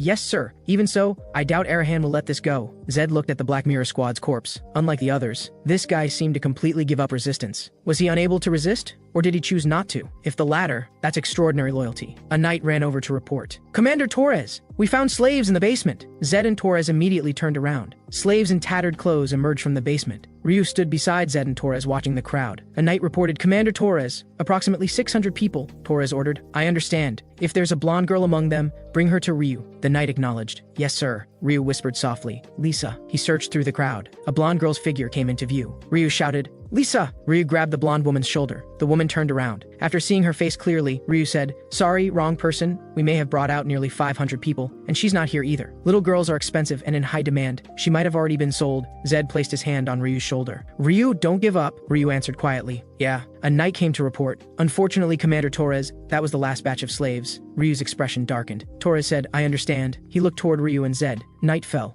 A knight came to report. "Commander Torres, according to the decree, will escort the rescued slaves to the imperial capital." Torres nodded. "Please proceed." Torres turned to Zed and Ryu. "You both did very well today. Tomorrow we'll continue striking against slave traders." "Don't lose hope," Zed replied. "Thank you for your concern." A girl suddenly rushed toward Torres's horse. The horse startled and stepped back. Torres shouted, "You shouldn't startle it like that!" He looked at Lisa. "Are you all right?" Lisa froze. Torres said, "A blonde girl." Lisa stood stunned. Zed asked Ryu, "Was there a girl like this before?" Ryu answered, "What?" The girl turned around. Ryu froze. The girl asked, "Is that Ryu?" Ryu trembled. Lisa?" Ryu rushed forward. Lisa recognized him too. The two embraced tightly. The siblings held each other and wept. Torres watched the scene. "I guess the hood covered her face. We almost missed her. Thank God for the white horse." Zed looked at Torres. "Wait, why are you crying?" Torres wiped his eyes. "I'm not crying," Zed said. "Then what's this, morning dew?" Zed looked at him speechlessly. "How can a heartless guy like you not cry?" He was crying his eyes out. Torres denied it. "No, I'm not." Torres raised his glass. "Today's on me. Eat all you want." Everyone cheered. Mountains of meat were brought to the table. Lisa was stunned. Torres said to Lisa,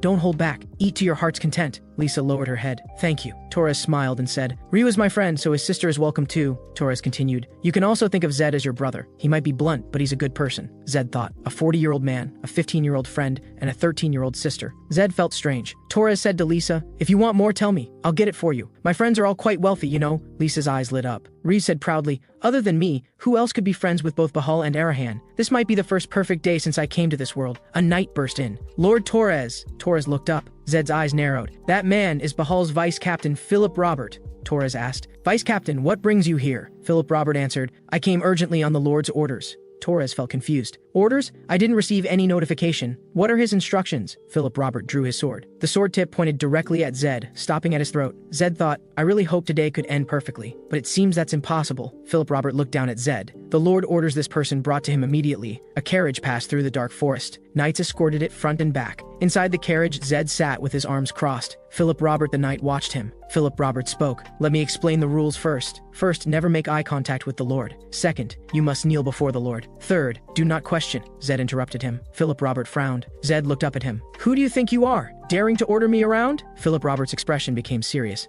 "Don't forget where you are. This is Bahal territory." Philip Robert clenched his teeth. "Show some respect or I'll take your head." Zed's red pupils flickered. "You're the one who should. Show respect." Zed stared directly at Philip Robert. "Don't forget I'm from Arahan." Philip Robert looked away. "This is Bahal territory." The Bahal banner fluttered in the wind. The contest had begun. Philip Robert rode on his horse. Zed thought, "I wonder what the lord of the Bahal family, Fernando, is scheming, but as Arahan's heir, I must conduct myself properly. Somehow, I feel this is the only way to leave alive." Zed in the carriage was deep in thought. Just as I thought. If my posture is too low, they'll look down on me. Two powerful forces colliding. If I stand too straight, I'll anger them. It's like walking a tightrope. I hope my judgment is correct. The carriage stopped in front of a magnificent mansion. Philip Robert said to Zed, "Please wait here." Zed entered the foyer. A guard was waiting. The guard bowed. "This is the reception room on the 5th floor." Zed looked toward the empty throne hall. Exactly like in the game. Not the office on the 7th floor, but the reception room. This means he's summoning me as a guest. Unexpectedly not bad, a powerful presence appeared out of nowhere. A voice said, "You're the first person from Arahan to set foot in the Bahal mansion." Zed's pupils contracted. "What is that?" "He's here. Behind me. The lord of the Bahal family. Just being in the same space is enough to make me unable to concentrate." Zed's hands trembled slightly. "I can't even turn around. He's not using battle aura. Otherwise my trait would activate. This is pure presence. This is the realm of a swordsman who has transcended the 10th stage and ascended to Sword Saint." A tall figure passed by Zed. Fernando sat down on the throne. He looked down at Zed. Powerful blue battle auras surrounded him. Fernando's gaze was sharp. Zed stood alone in the center of the empty hall. Cold sweat slid down Zed's forehead. Zed clenched his teeth. Fernando looked thoughtful. He he spoke. I'll admit this much, you have courage, man of Arahan. But he continued, but this is the Bahal mansion. Your conduct must be proper. Zed's entire body tensed. I can't kneel here. Kneeling to the strong is a disgrace. The moment I show even a hint of submission, he'll never look at me properly again. Zed bowed slightly. Thank you for your invitation, Fernando questioned. Invitation? Zed answered. Yes, I came by carriage and was escorted to the reception room. Isn't that how you treat a guest? I came as a guest, Zed continued. But if kneeling and bowing is the Bahal way, then I'll do as the locals do. Fernando's eyes widened. Zed raised his head and looked directly at the throne. Fernando burst into laughter. You truly are a bold fellow, he continued. Very well. Sit.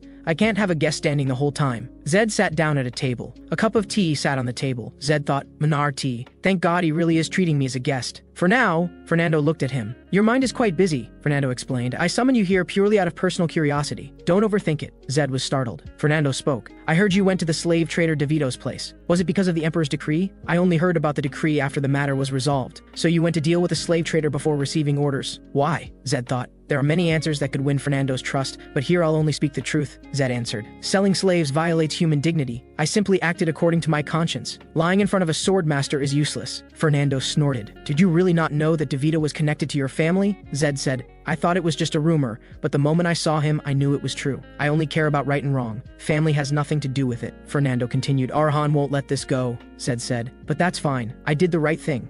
I don't regret it, Fernando thought. Truly impressive. He clearly knows what going against his own family means, especially as a member of Arahan. Fernando's gaze became sharp. Now, because of my curiosity, he may have made his situation even worse. Zed thought. Torres said, I'm a mage who understands honor. He wasn't wrong. Fernando said, very well. It's getting late. Stay the night. If you don't mind, join us for breakfast tomorrow. Zed stood. Thank you for your generosity. He placed his right hand on his chest. This was a knight's salute. Fernando showed a surprised expression. I didn't expect to receive a knight's salute from a mage. Today is truly full of surprises. The mansion under the night sky. Inside the guest room, Zed slumped in a chair. He let out a long breath. Thank God. I succeeded. He drained all my energy. If Fernando had been different from the game, my head would have rolled long ago. It seems honesty works better than bravado. After climbing over that mountain, I'm starting to feel a bit hungry. A table of feast suddenly appeared before him. A servant stood quietly. The servant spoke. Please enjoy. Zed looked at the food. They really went to great lengths. His gaze froze. A card was stuck in a bloody steak. No way. The servant disappeared. Zed shot to his feet. He looked around the empty room. He was just here, yet completely vanished. How did the shadow guard follow me all the way here? The door slammed shut. Zed sat down. He picked up the card. A black number 0 appeared on the card. Magic card number 0. Return or terminate. Zed's gaze became resolute. His red pupils burned. A silhouette emerged from the darkness. A red eye flickered in the shadows. Now it's the Lord of Arahan's turn. A menacing shadow loomed over Zed holding the card. The Bahal estate in the morning. Sunlight illuminated a tower. Zed sat in the room with his hands on his head. I can't believe it. I actually saw a magic card from the Arahan family's shadow guard. Just how far does Arahan's sphere of influence extend? A knock came from outside the door. A voice called out, Zed, are you in there? Zed opened the door. Torres stood there. Torres smiled. What happened with Ryu and Lisa? Did you come alone? Zed answered. They're taken care of. I didn't know if you were safe. I couldn't sit still. I heard some scattered news. I'm glad to see you're safe. I also heard you were invited to breakfast, Zed said. The word safe doesn't quite fit my situation. Torres smiled and said, the Lord has seen your character. He's even planning to cancel the bounty on you. Zed frowned. What bounty? I never expected this. If that magic card hadn't appeared, everything would have been perfect. A card burning with red flames. A vision of a hooded figure extending a hand. No matter where I go, I can't escape Arahan. Then the only answer is to face it head on. After dining at the estate, Torres took me on a tour showing me the entire grounds. Torres said, here are the knight's quarters. Torres pointed into the distance. Over there is the training ground. Zed pondered. Maybe my mind is too cluttered, but seeing it in person rather than in the game doesn't feel particularly special. Zed's gaze fell on an enclosure. What's that? Torres explained. That place is a bit special. You may have heard the story. Bahal's white horses choose their own masters. White horses that haven't met their masters yet are kept there. Zed looked at the only white horse in the stable. Just one? Torres extended his hand. The white horse let out a long neigh and turned its head away from his hand. Torres said, usually they make their choice within 3 months, but this one has been waiting for 2 years. Its temperament is really picky. It's the only one that even rejected the Lord. Zed was shocked. How is that possible? I thought they chose the strongest, Torres said from the stable. Not always. It seems they each have their own standards. Zed said, this is actually quite interesting. Torres continued, you only care about that white horse that caught your attention. Nothing else matters, does it? Zed smiled. Bahal's white horses are always cool, Torres added. That's right. They're called divine beasts for a reason. Torres looked at the horse. Bahal's white horses aren't just someone's property. They're companions, comrades in arms. The white horse let out a low whinny. That's why we respect its choice. Zed looked at the white horse. The white horse's blue eyes gleamed. The white horse rested its head on Zed's hand. A voice called out, "Isn't this the heir of Arahan?" That voice was Philip Robert. Philip Robert and two other knights approached. Philip Robert said, "I saw Lord Torres during training and came to say hello, but it looks like you're with someone from Arahan." Torres blocked Zed. "He's a guest invited by the Lord. Show some respect." Philip Robert covered his chest and bowed. "Of course, Lord Torres. Would you like to train with us?" Torres asked. "Train?" Philip Robert continued. "There's no comfortable meditation room here. That's asking too much. How about a sparring match? Would you be willing to show us a few moves?" Torres frowned. "What do you think you're doing? Have you forgotten he's the Lord's guest?" Philip Robert answered. "Lord Torres, a friendly match isn't disrespectful, is it? It would be a good experience for the squad. I think for Zed too," Torres said. "Zed isn't ready yet. We'll practice another day," Philip Robert persisted. "Just one light sparring match. If you're worried about the power gap, we have a recruit who just joined a few days ago. If that's still not enough, the recruit can hold back." Zed spoke up. "Forget it. I'll do it," he murmured to Philip Robert. "This is what you wanted, right?" Zed pointed at the knight and said, "All right, let's spar." The white horse snorted. On the training ground,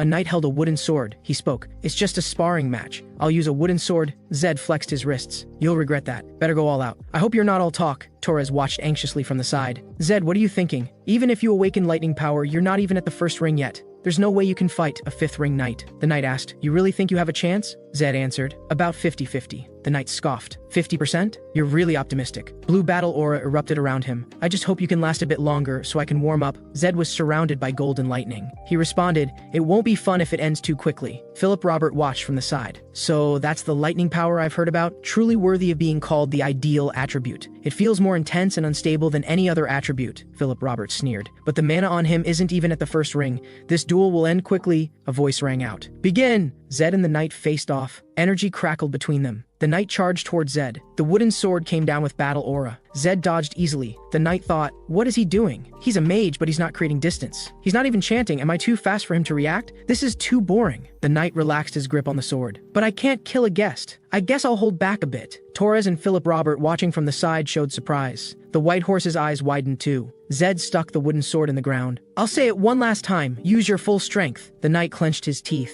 Zed's body erupted with even more powerful lightning. The knight was pushed back. He looked at Zed in shock. "What kind of power is this?" Zed rushed toward him. He kicked the knight's ankle. The knight's body lost balance. Zed's fist was wrapped in lightning. A strike hit the knight's chest. The knight flew backward. Zed's lightning wrapped around his leg. He kicked the knight's sword. His other hand gathered power. Golden lightning converged in his palm. The lightning exploded violently, striking the recruit knight's chest. The knight cried out in pain. The wooden sword flew from his hand. Zed rushed forward and punched his abdomen, knocking him to the ground. Torres and Philip Robert were stunned speechless. Zed assumed a combat stance. Lightning crackled around him. The knight lay on the ground unconscious. The white horse's blue eyes were wide open. Philip Robert slapped the fallen knight's face. "He looks like he passed out. Get a healer." The lightning around him slowly dissipated. Philip Robert's companion drew his sword. "How dare you, you bastard! This time I'll face you, Arahan." Torres blocked between them. "What are you doing now? The sparring is over. Go back." Philip Robert's companion shouted. "Lord Torres, please step aside.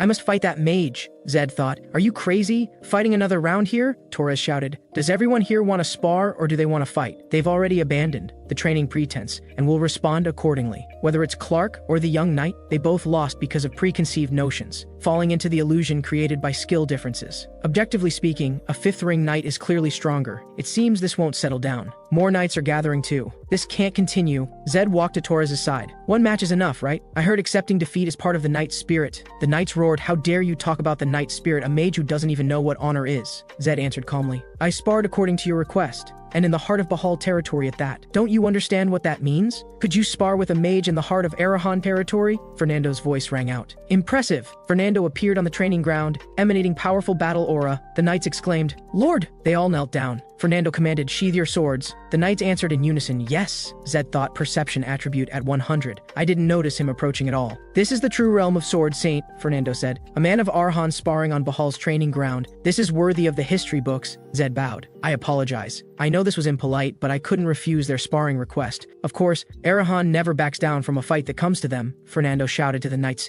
Did you all see clearly? This is why you must never neglect training. More important than your rank is accumulating vast experience and making the lessons you learn your own. Understand? The knights answered in unison. Yes. Zed thought, there's an edge to your words. What are you thinking? Fernando looked at Zed. You taught the members a good lesson. I'll remember well what happened today. This is just a warning. It's like sitting on pins and needles. Zed answered yes. A commotion arose. Fernando and Zed turned around. The white horse was charging toward them. The horse's head slammed into Zed. He was knocked to the ground. The white horse ran around the training ground. Dust flew. Torres exclaimed, no way! Zed was also confused. What's going on? Why is it doing this? Torres explained, that's a ritual. Just as the white horse chooses a master, it displays its skills so the master can choose it. This means the white horse's master is here. Philip Robert watched in shock. No way. The white horse stopped. The white horse buried its head in Zed's embrace. Torres shouted, no way! Zed, the white horse chose you as its master. Fernando said, this will shock generations of lords. Zed said, choose me as its master? Fernando looked at them. It finally found its master. That's fortunate. But why the heir of Arahan? Torres thought, respect the comrade or respect the precedent. The answer may already be clear. Fernando said to Zed Arahan, do you acknowledge Pearl as your comrade in arms and companion for life? Zed asked in confusion. Pearl? That's its name? Zed said. You're suddenly saying this. The white horse let out a low whinny. Zed looked at it. You want me to choose? The white horse whinnied again. Zed hesitated. Zed placed his hand on its shoulder. Yes, I do. The white horse let out a joyful neigh. Zed thought, your expression is too serious. Philip Robert shouted, my lord, this is unacceptable. Philip Robert roared. In the family's history, no outsider has ever ridden a white horse. You absolutely cannot set such a terrible precedent. Fernando countered.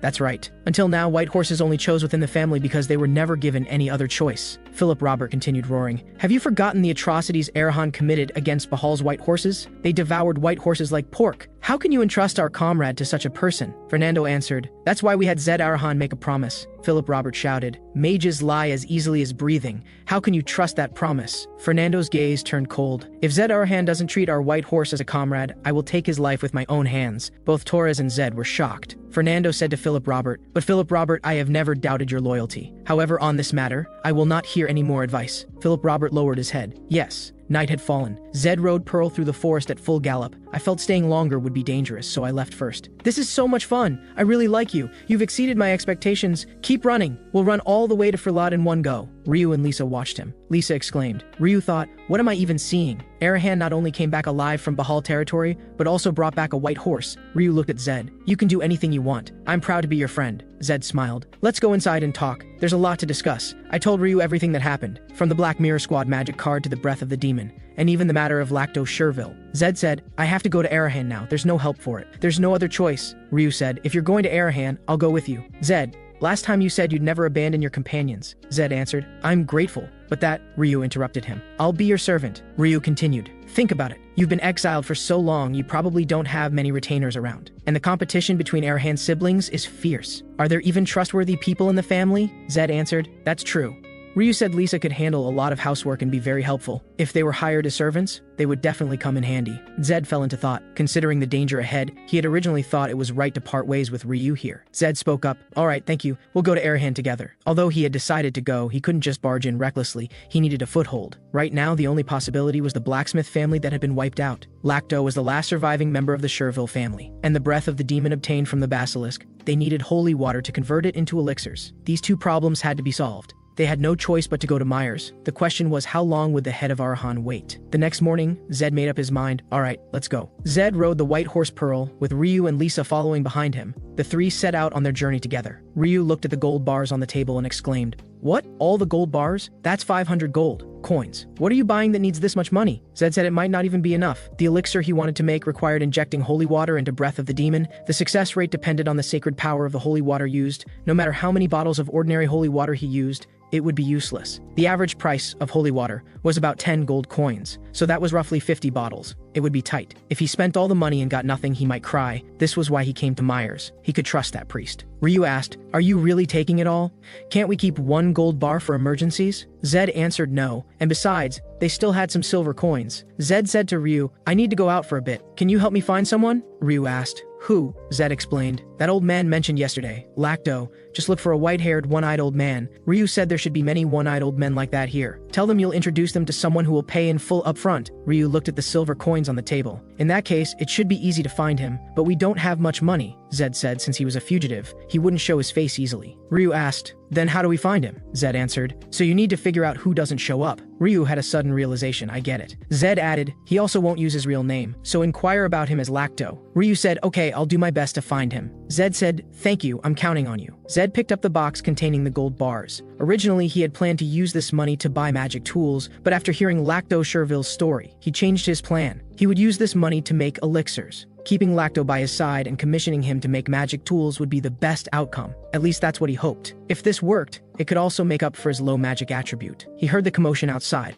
A voice shouted, "All right, everyone line up. Who's cutting in line in front of the cathedral? Whether you're a noble, commoner, or peasant, form one line." I said no cutting. Zed thought to himself, "Wait, isn't this the cathedral? Why are there so many people? Don't tell me Johan's sacred power has already become famous. It's still too early to do that thing." Zed asked the person next to him. "Excuse me, what's happening at the cathedral?" The person answered, "They're selling holy water at half price, so the priests are all here." Zed asked in shock, "What? Half price?" The person looked at Zed. "You look like a noble kid. Why not take this opportunity to buy more?" Zed thought to himself, "What a great opportunity. This means I can turn Breath of the Demon into elixirs." He narrowed his eyes. But there was a problem. Holy water was made by infusing sacred power, and only one bottle could be made per day. With Johan's popularity, he might indeed sell at half price, but how could they have this much holy water? It took an entire day to make one bottle. Something wasn't right. A voice called out, "Next!" A priest stood in the church. "Welcome, brother," Zed thought to himself. "I've only seen him in the game screen, so I can't judge just by appearance. If that's the case." Zed spoke up. "Hello, Father Johan." The priest answered, "Yes, brother. How many bottles do you need?" Zed's gaze became sharp. "You must be busy acting all day long." The priest's smile froze. "What are you talking about?" Zed suddenly grabbed his wrist. "There's only one Father Johan Chris at Myers Cathedral, you fraud. Where is the real Father Johan?" The priest said with a smile. "I don't know what you're talking about. I am Johan. If there's nothing else, please leave. There are many people waiting behind you." Someone in the crowd shouted, "The line is very long. What are you doing? If you're done, move along. My child is sick and I'm in a hurry. Please hurry up." Zed said to the priest, "Do you think you can just cause trouble in the cathedral? I'm reporting this to the local guard forces right now." The priest said, "The guard forces? I have no objection. If I did something wrong, I'll accept punishment. So if you don't want to die, get lost." Zed leaned close to his ear and whispered, "Don't block the busy people." The priest took a step back. At night, Zed sat in his room. He wasn't even afraid of the Imperial Army. Could the garrison forces be supporting these people behind the scenes? The Central Army protected the Empire, but local garrison forces in small towns were often deeply mired in corruption. Zed began writing a letter. This matter might not be as simple as it appeared. He knew nothing about this, so they should go take a look. He rode Pearl through the night. There should be a garrison force fortress here. The guards saw him. "Isn't that Bahal's white horse?" Zed thought to himself, "Seems like it." A guard opened the door. "What is it?" Zed said. "I have something to report." "Is the general inside?" The guard blocked him. "Do you have an appointment?" Zed answered no. The guard said, "You need an appointment to come." Zed asked, "Is he really that busy?" The guard answered, "No. This is the general's rule. He never sees people without appointments." Zed said, "Isn't the garrison force's job to protect the region? If there's an important report, shouldn't you let people in rather than tell them to come back another day?" The guard answered, "Sorry, we're just following orders." Zed thought to himself arguing with these low-ranking soldiers was useless, but this didn't feel right. A general on horseback appeared with a squad of soldiers. "Sir," Zed thought to himself, "is that person the general?" He didn't look like a knight at all. The general asked, "Who are you?" Zed answered, "I have something to report." The general said, "You don't look like a member of Bahal. Why are you riding Bahal's white horse? Did you steal it?" Zed answered, "It's a gift." He didn't care about my report at all. If it weren't for Pearl, he wouldn't even look at me. The general laughed. "A gift? I've never heard of anyone giving away a white horse." Pearl snorted. "Which family are you from? You don't look like a knight." Zed answered, "I'm just a mage from a minor family." Pullman burst out laughing. "Not even a knight? And you received Bahal's white horse as a gift? I am General Pullman of the Myers Garrison Forces. Do you know where you are? How dare you lie to me?"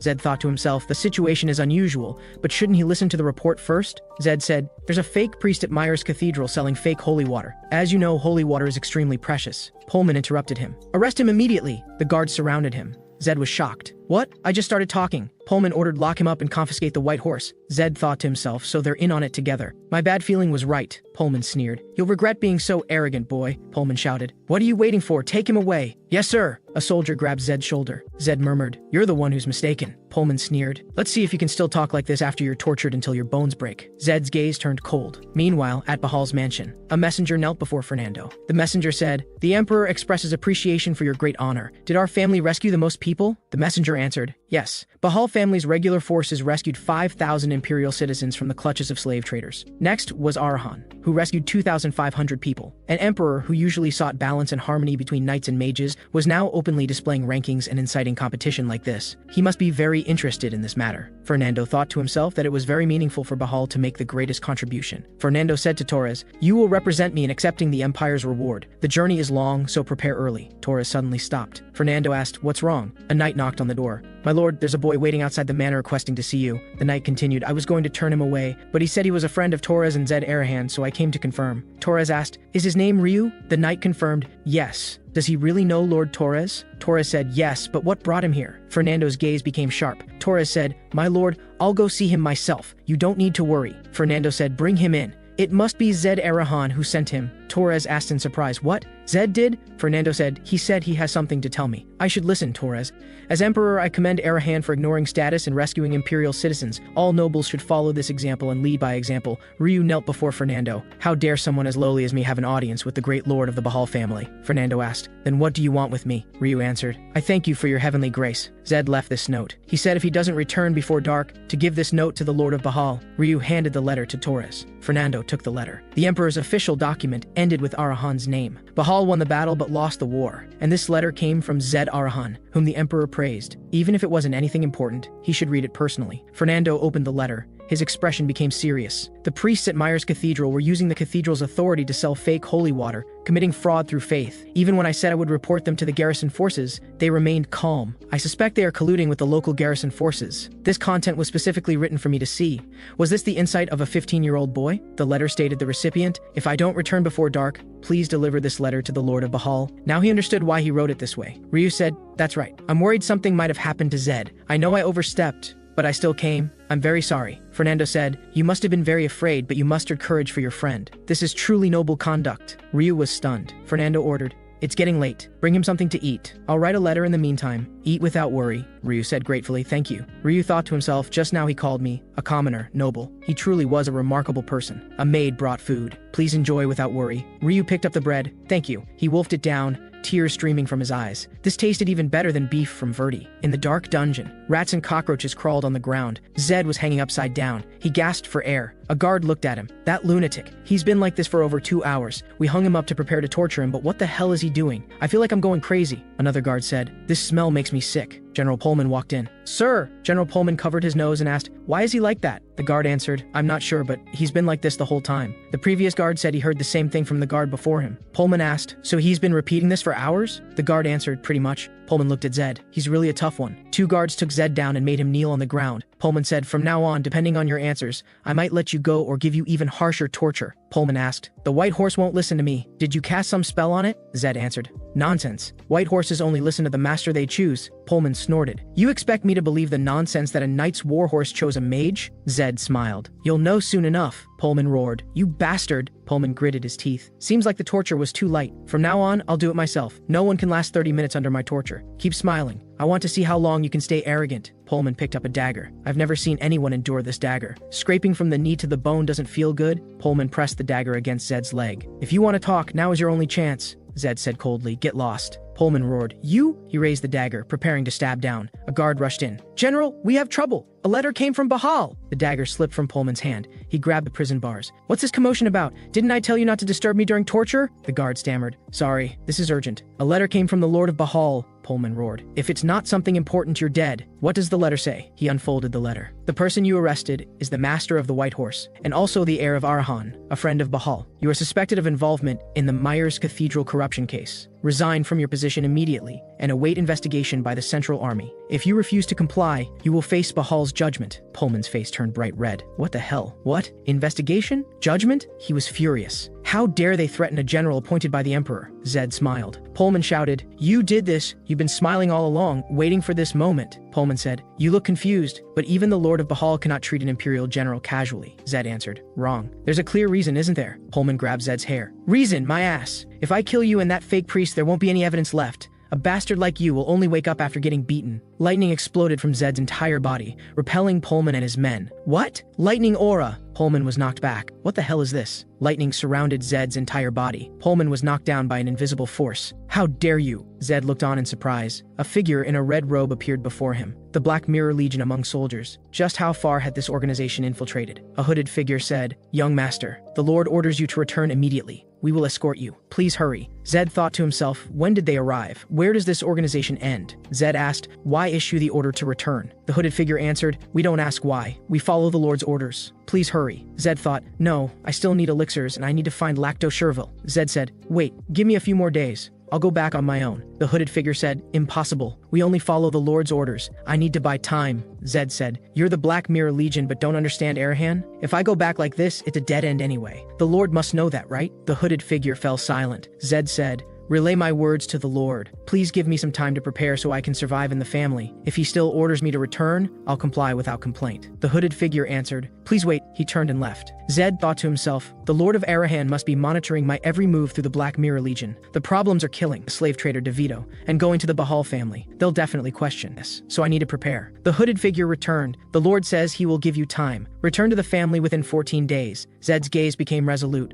No room for extension. 14 days. A castle shrouded in red lightning. The countdown had begun. Fortunately, he got a grace period, 14 days. He needed to act quickly. The hooded figure knelt before Zed. The Lord says he will leave the Myers Cathedral matter to you to handle, young master. The investigator will arrive soon. Just hand it over. That's his message, Zed asked. The investigator has already arrived? I thought it would take at least a day. The hooded figure said. The Black Mirror Legion also made efforts for this matter. Zed thought to himself. The more I learn about them, the more impressive this organization becomes. The hooded figure said, there's one more thing. Zed asked, what else? The hooded figure said, the Lord wishes you not to hide the fact that you are of Arahan bloodline. Zed asked in confusion, what does that mean? Don't tell me you're saying I shouldn't wear this? The hooded figure answered, correct. Zed asked, why? When have they ever cared about me, someone driven out of the family? Why bring this up now? The hooded figure said, I have conveyed all of the Lord's messages. Then we take our leave. They vanished into the shadows. Zed looked at where they left. These people, they said whatever they wanted and then just disappeared. 2 hours later, a white-haired old man stood there. A young boy achieved great things. I am Cox, Imperial Investigator, here to expose corruption in the Imperial military. Which family's heir are you? The Emperor will commend your achievements. Zed thought to himself, he told me not to hide my identity. Zed bowed. Please allow me to introduce myself. I am the 7th heir of Arahan. My name is Zed Arahan. Cox asked in surprise, Zed, are you really Zed Arahan? Zed answered, yes, that's correct. Cox laughed.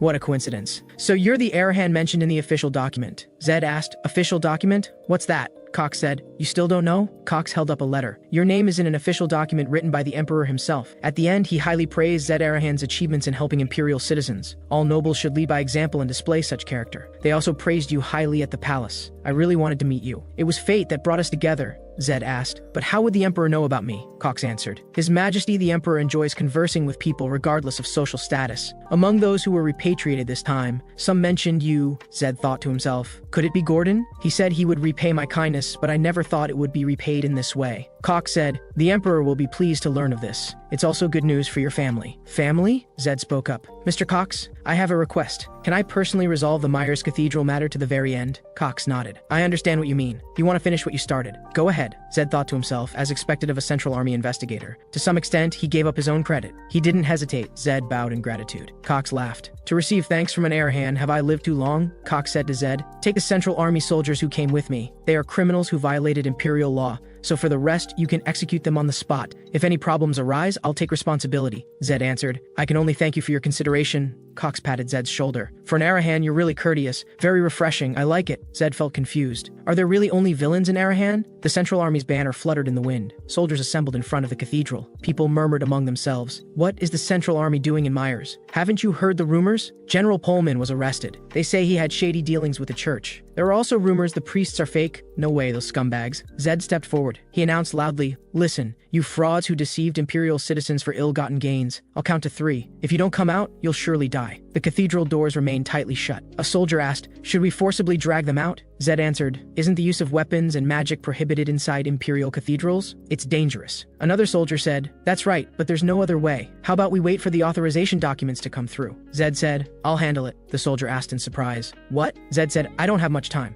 I'll handle it myself. Please wait here." The soldier said anxiously, "If something happens," Zed answered, "it'll be fine." A soldier said, "But what can he do? Shouldn't we follow him?" Cox held a document. "Mr. Cox, is that the authorization document? Great. Since we have the authorization document, there's no reason to hesitate anymore. Go in immediately and arrest the criminals." Cox said, "Wait, what?" Cox explained, "I gave the command badge to Zed so he could settle this case." A soldier asked, "But there's an armed organization in the cathedral. You still won't help? If problems arise, we'll also be held accountable. Please issue the order to enter." Cox said, "You don't seem to understand Arahan well. Do you know why Arahan is a top-tier family? Why do people fear Arahan?" A soldier answered, "Isn't it just because they're stronger than other families?" Cox said, "Just because of their strength? No, there's something more important. Arahan always does what they say, no matter what they'll use, any means necessary." "That's exactly what makes them terrifying," the soldiers exclaimed. Zed said, "You said I'm not safe, right? Watch carefully, you frauds." Cox said, "Today's protagonist is that Arahan?" Zed walked in. Fighting sounds came from inside the church. A soldier said, "It's gone quiet. Is it over?" "That's why I said going alone wasn't a good idea." Another soldier shouted, "Someone's coming out! Prepare for battle!" The door opened. The soldiers shouted, "It's the fake priests and their subordinates." They were tied together and thrown out of the church. Zed walked out. The crowd erupted in cheers. Cox thought to himself, as expected. The soldiers murmured among themselves, "You really took them down without magic? How did you handle them without using magic?" Zed answered, "It wasn't that hard." The soldier said, "Worthy of Arahan.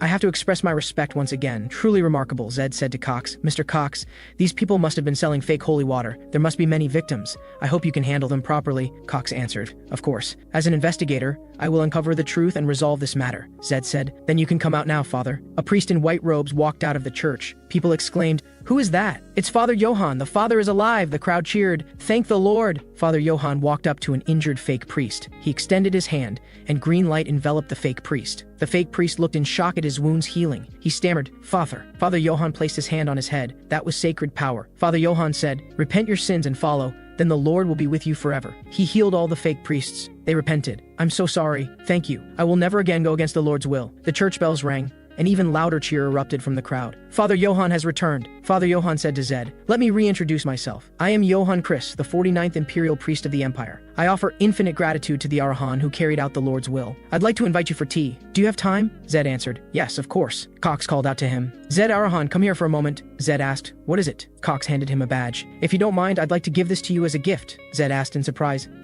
Isn't this an investigator's badge?" Cox answered, "That's right. Show this badge anywhere in the Empire and they will help you." Zed asked, "Why are you giving me this? How do you know I'll use it correctly?" Cox said, "At least you won't do anything that damages my reputation. As long as you promise to use this badge only for the Empire. The moment you use it for personal gain, you'll be repaying my kindness with betrayal." Zed gripped the badge tightly. "I'll remember that. That will never happen." Cox laughed. "You're really different from the Arahans I know. Living this long has truly opened my eyes." He waved to Zed. "Now that everything is resolved, we'll head back. I hope we can meet again." Cox and his soldiers departed. Zed bowed in farewell. He watched the departing procession thoughtfully. Father Johann said, "Thank you for saving us. I heard all the victims of this incident will receive compensation." "Mr. Zed, your merit is truly immeasurable." Zed answered, "You're too kind." Father Johann asked, "Is there anything you need my help with? You're truly a wise and insightful person. You know I'm not here purely out of faith. I'll be honest with you, Father. I need your holy water." Father Johann said, "Holy water should only be used to heal the sick and combat evil." "Mr. Zed, what do you plan to use it for?" Zed answered, "I need holy water to make magic items.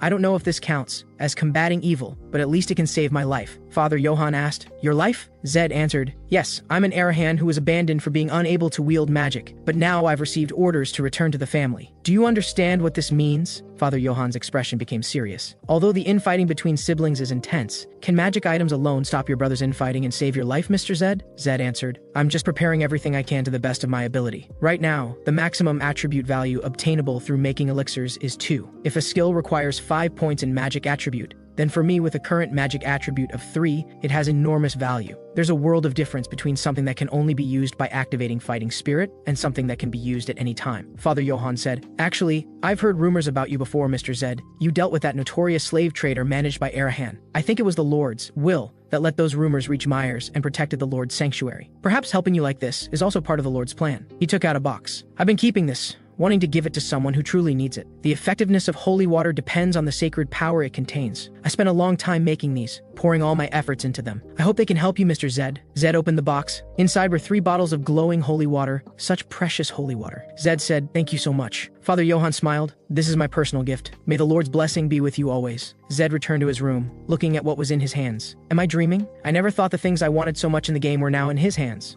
The priest's mark, in other words, a priest's guarantee. You might wonder what significance a priest's guarantee has. But in the world of LS, it held immense power. The reason the cathedral had its current authority was because the emperor was committed to building an empire that upheld morality and conscience. In other words, a priest's guarantee was indirectly the emperor's guarantee. With the priest's mark, he wouldn't be wanted, couldn't be arrested on the spot, and more importantly, they couldn't easily kill him. This one small mark made him much safer in the infighting. Johann must have given it to him knowing this. The investigator's badge and the priest's mark, this might be the best result he could achieve before returning to the family. Anyone who wanted to kill him would have to take considerable risk. Wherever he went, he could get help from the Imperial Army. Just looking at them was reassuring. So next, in the game, Johann's holy water had a success rate of about 20%, but this was called holy water made with the greatest care. 3 bottles of holy water, 2 portions of breath of the demon. If only the first attempt could succeed. Let's try it. If the holy water runs out, I can get more. Zed poured the holy water onto the breath of the demon. He watched intently. The red breath of the demon was enveloped in green light. The breath of the demon transformed into a blue elixir. Success! I can't believe I succeeded on the first try. No need to hesitate.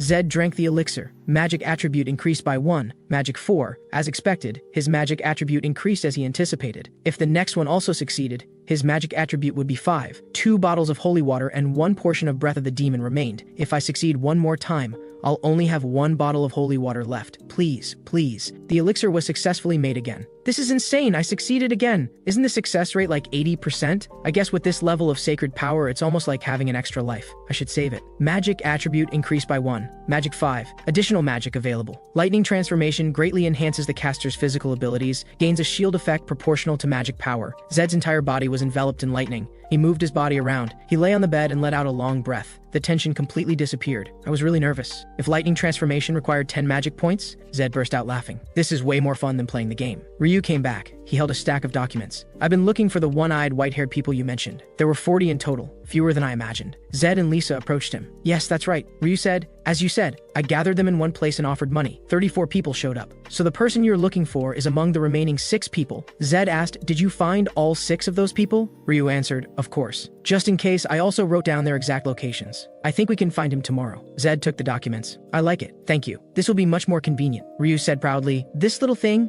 I can handle even more difficult and complex tasks. How about that? I'm capable, right?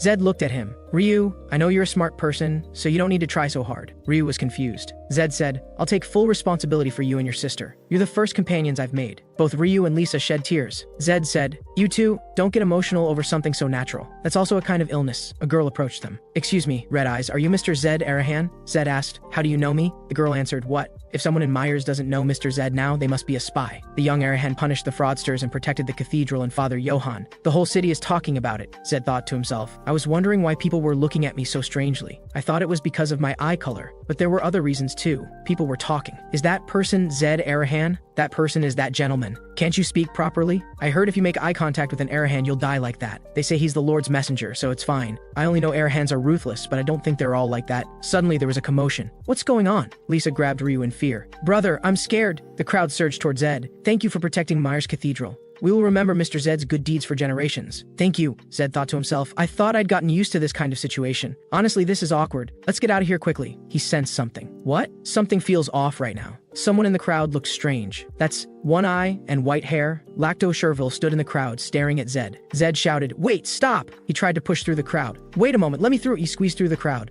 chasing that figure. Damn it. Ryu ran over. Zed, what's wrong? What happened? Zed answered, it's him. Ryu asked, you mean the person we're looking for? Zed said, he was just here, but now he's run away. Ryu, tell me the closest one among those 6 places you mentioned. Ryu answered, got it. We need to hurry. He might be planning to escape like this. If he's determined to hide, we won't be able to find him. The 3 began running. Ryu gave directions. Turn left at the end of this road. That building, room 203. Zed rushed into the room, breathing heavily. An old man was startled. It's not him. The old man begged for mercy. I'll definitely pay the rent tomorrow. Give me a little more time. Zed jumped out the window. Next location. Ryu shouted, you madman! They checked place after place, but they didn't find him anywhere. Ryu said, the next one is over there, the room on the left on basement level 1. Red energy swirled around Zed's hands. Ryu called out, Zed answered, Ryu, you go upstairs. We need to hurry, but what is this ominous feeling? The opponent is the greatest blacksmith, and he's also a fugitive. If this really is where Lacto lives, it's very likely a trap. Zed activated lightning transformation. He blocked the explosion with his hands. Lightning transformation deactivated. Immortal Gambler S rank activated. This is blue fire, Ryu shouted. What was that just now?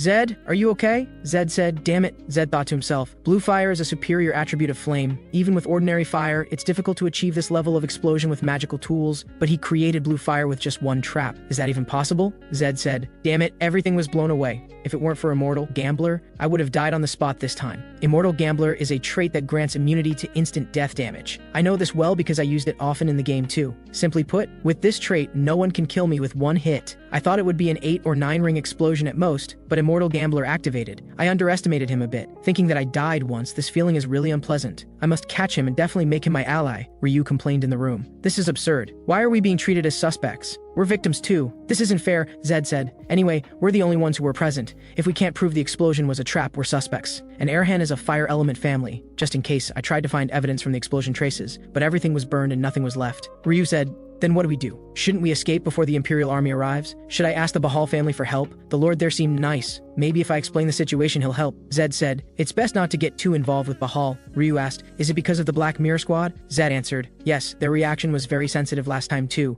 A shout came from outside. General Madden of the Myers Provincial Army is here. Zed, Arahan, come out immediately. Ryu said, they're here. Zed, are you going out? Lisa said, brother, I'm scared. Zed said, it's okay. You two stay here. I just need to go alone. Ryu shouted, alone? Wait, Zed. Zed went out. A soldier shouted, Zed, Arahan has come out. General Madden ordered, subdue him immediately. Zed showed the priest mark. Madden said, what? Wait, everyone stand by. Madden stepped forward. Mr. Zed, is that really the priest mark? Zed answered, yes, this is the mark given by Father Johann Chris of Myers Cathedral. Madden said, I understand. Sorry for not recognizing it. Zed said, it's fine. Misunderstandings can be cleared up. Madden said, I'm the general who took over from General Pullman in Myers. Earlier, there was a huge explosion in town. Your name appeared in eyewitness testimonies. Were you by chance at the scene? Zed answered, yes. I was directly caught in that explosion. Madden said, you were caught in it, so you're saying you're a victim, not a suspect. Zed said, yes, exactly. Madden asked, may I ask why you were there? This is a procedural question, but if you don't want to answer, you don't have to. Zed answered, there's no reason not to answer. I was looking for someone and went in, but there was a trap set there. I was shocked too. Madden said, I understand. Zed thought to himself, because of the priest's mark, no matter how suspicious I am, he can't easily treat me as a criminal. Perhaps this is a blessing in disguise. With the help of the local garrison,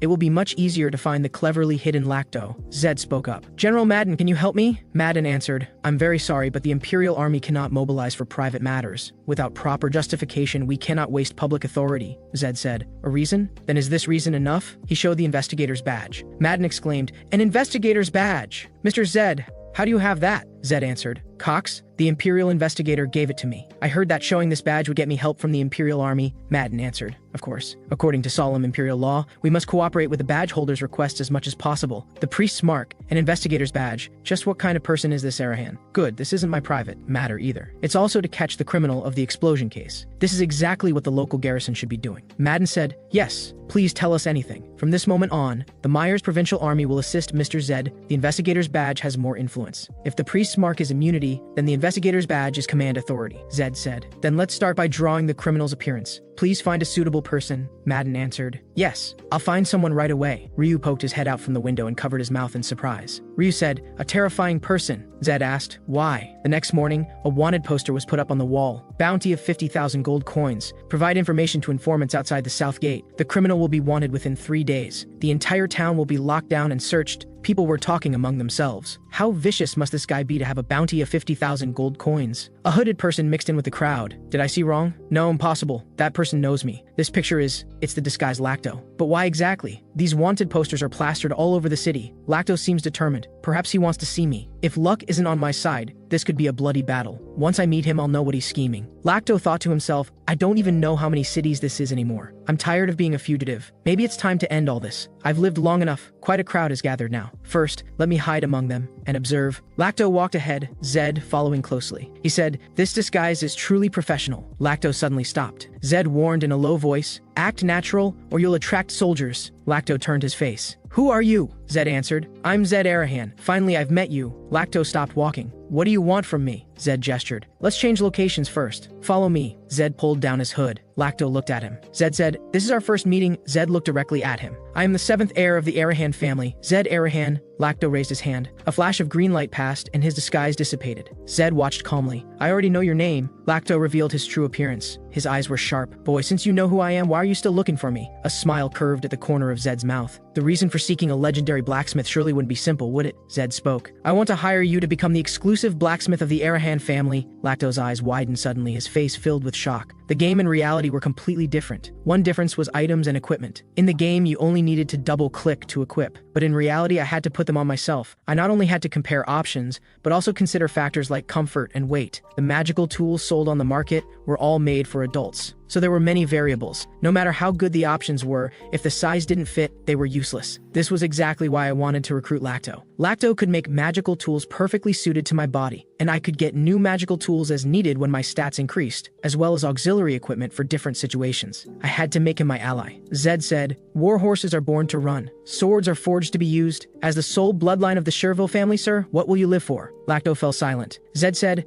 "The greatest blacksmith crafts magical tools for the greatest family. This way, Sherville's techniques can be passed down to future generations and history can continue." "I believe this is the mission given to you, sir," Lacto said, "passing techniques to future generations. Continuing history, what a fantastic story. Just imagining it is overwhelming." "But my family," Zed answered. "I know that was a false accusation. Arahan will clear the long-standing false accusations against Sherville. With Arahan's help, this can become reality." Lacto asked, "Do you know the full story of the Sherville massacre?" Zed answered, "I don't know the details." Lacto said, "You would help Sherville without knowing the situation. Then how can you be sure it was a false accusation?" Zed fell silent. The Sherville incident was a story from long before the game scenario began, so I could only learn about it from NPC dialogues. Even in the records, it only said they plotted rebellion and were wiped out by the Imperial army. But here, Zed smiled. "Even if I don't know the inside story of the incident, I know the Sherville family very well." Lacto asked, "You know us?" Zed said with certainty. "Yes, the Sherville family devoted itself to crafting high-grade magical tools. There was no reason to rebel at all." His eyes sharpened.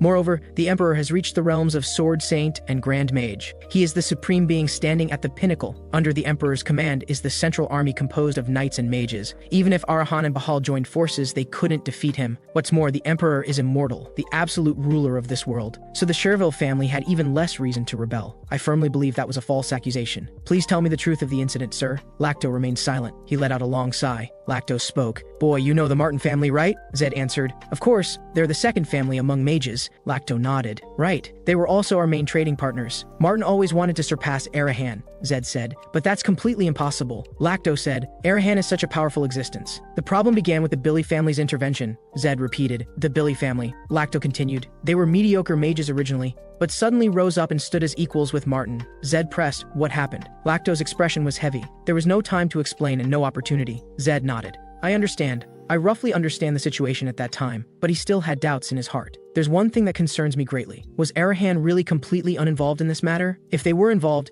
taking Lacto away would be a terrible thing. Arahan never traded with Sherville. They very likely viewed Sherville as a thorn in their side, because Sherville provided high-grade magical tools to other families. If the Black Mirror Squad was also involved, it would be a perfect crime without a single flaw. Knowing how terrifying the Black Mirror Squad is, the more I think about it, the more suspicious it seems." Zed interrupted his own thoughts. "I might be overthinking. I can't judge rashly." His eyes were resolute. "As long as mages are involved, Arahan can definitely resolve it." Lacto challenged, "Can you take responsibility for your words?" Zed's eyes were determined. "I will keep my promise, so please come with me." He extended his hand. Lacto looked at that hand. He thought to himself, "I thought it wouldn't matter to just end things like this. But placing hope one last time isn't bad either. As long as Sherville's techniques and history can continue." He grasped Zed's hand. "I'm willing to go with you." Zed turned. "Then we depart immediately." Zed reflected on his gains in the south. His first companions, Ryu, Lisa, Lord Torres, and Bahal's white horse, the investigator's badge and the priest's mark, and the last bloodline of Sherville. He clenched his fist. "How much are these worth in Arahan?" The corner of his mouth curved slightly upward. A magnificent golden city came into view. The western region,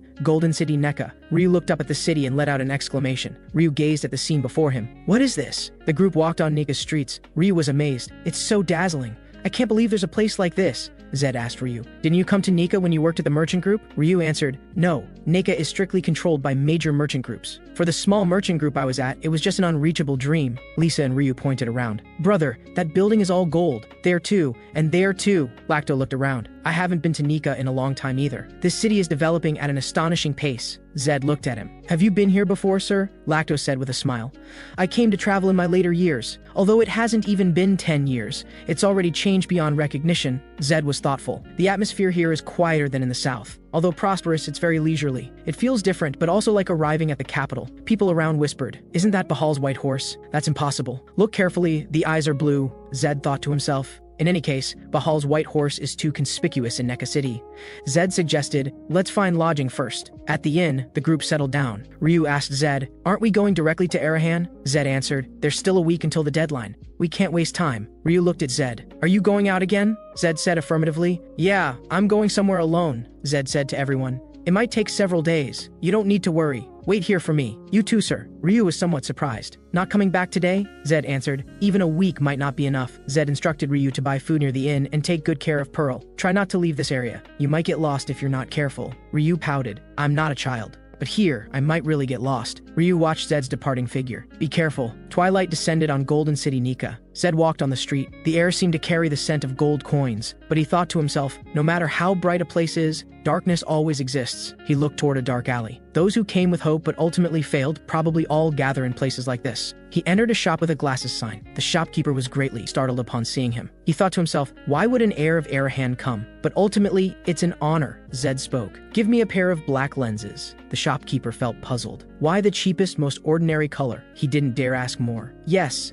I'll get them right away. Zed entered a clothing store. The shopkeeper came up. Welcome. Zed looked around and pointed at a set of clothes. I want that one. The tailor hurriedly waved his hands. That's work clothes, not for sale. Zed said, it's fine. I'll trade with this outfit. He was shocked. Zed wanted to buy a pair of shoes but was driven out by the shopkeeper. You beggar, get lost quickly. Zed let out a long breath. He changed into worn-out clothes, looking at his reflection in the window. Perfect. I look just like a beggar. Then now it's time to meet him. The king of the backstreets. Night shrouded the dilapidated back alleys. A rat scurried through the darkness. Zed sat quietly in a corner. He opened his eyes. It's time to act. He stood up and stepped into deeper darkness. A man followed behind him. Zed continued walking forward. Two burly men with clenched fists followed behind. Several burly men stood behind Zed. Zed also stopped. He sensed the gazes around him. These guys are just observing. There are exactly 7 people around me. He continued forward. Now I can only see clearly a few meters ahead. It seems it's time to act. He felt his stomach empty. Maybe it's because the clothes are thin. I'm so hungry. If I'd known it would be like this, I would have brought some dried meat. But those guys would probably steal it too. Finally, a burly man emerged from the shadows and blocked his way. Several subordinates followed behind him. The burly man spoke. You bastard, where did you come from? Zed remained silent. The burly man continued, not answering. If you're new, you should act like a newcomer. Otherwise, you won't survive here. Zed thought to himself, this guy's lines. He looked at the burly man before him. Do you have food? I'm starving to death. The group was stunned. This guy asks for food the moment he opens his mouth. Where did you put the food? A man walked forward with a sinister smile. Don't worry, before you starve to death, we'll kill you first. A burly man swung his fist and lunged forward. Zed dodged sharply. The burly man was startled. This guy is pretty fast. The burly men rushed forward together. One of them roared, this damn rat! The burly man leaped toward Zed. Zed blocked and dodged to the side. An elbow strike. He dodged and weaved, each punch landing solidly. One man's jaw shattered. Agonizing screams. Another was sent flying. The rest were all stunned. Zed faced the remaining burly men. He revealed a cold smile. The sound of blows echoed through the alley. Soon, everything fell silent. The burly men lay on the ground moaning. One struggled to say, this damn bastard? Zed looked at the burly man at his feet. My strength has increased. Just a light touch hurts them badly. Zed looked at one person and asked, are you okay? Does it hurt? The burly man shouted in terror, damn it, what are you? A madman? Zed said calmly. So I'm saying, don't pick fights randomly. Just giving me a piece of bread would have been fine. Thanks to you all, I'm even hungrier now. A burly man roared. A newcomer dares. You think you'll be fine like this? You absolutely won't survive here. Our organization will kill you without anyone knowing, Zed asked. Is that so? He looked down at everyone on the ground. Then I'll just take over that organization while I'm at it. The burly men were completely dumbfounded. What? What is this madman saying? A flash of green light passed. A dagger stabbed straight at Zed. He dodged to the side. Kinjera's lips curved into a smile. He dodged. This guy isn't simple. Kinjera appeared, holding a dagger. The people on the ground exclaimed, squad leader. Zed looked at the newcomer. I hit the jackpot on the first day. My plan might be able to be shortened. A man said, do you know who this is? This is Lord Kinjera, the legendary assassin who makes Nekka boil. Kinjera grinned sinisterly. If you want to live, kneel and beg for mercy. Zed was dismissive. Legendary assassin? A mere beggar squad leader dares to be so arrogant? Kinjera roared. This arrogant bastard. He swung his dagger again. Zed easily dodged. Kinjera thought to himself, he actually dodged my attack again. Though young, he seems very talented. If he could survive, he would definitely become strong. What a pity, Zed silently assessed. It's truly an honor to receive a talent evaluation from a world champion. Kinjera intensified his assault. But this attack will be different. Green energy erupted around his body. Zed was surprised. Mana? Kinjera was enveloped in green mana. He can control mana, at least 4 ring or above. Zed thought to himself,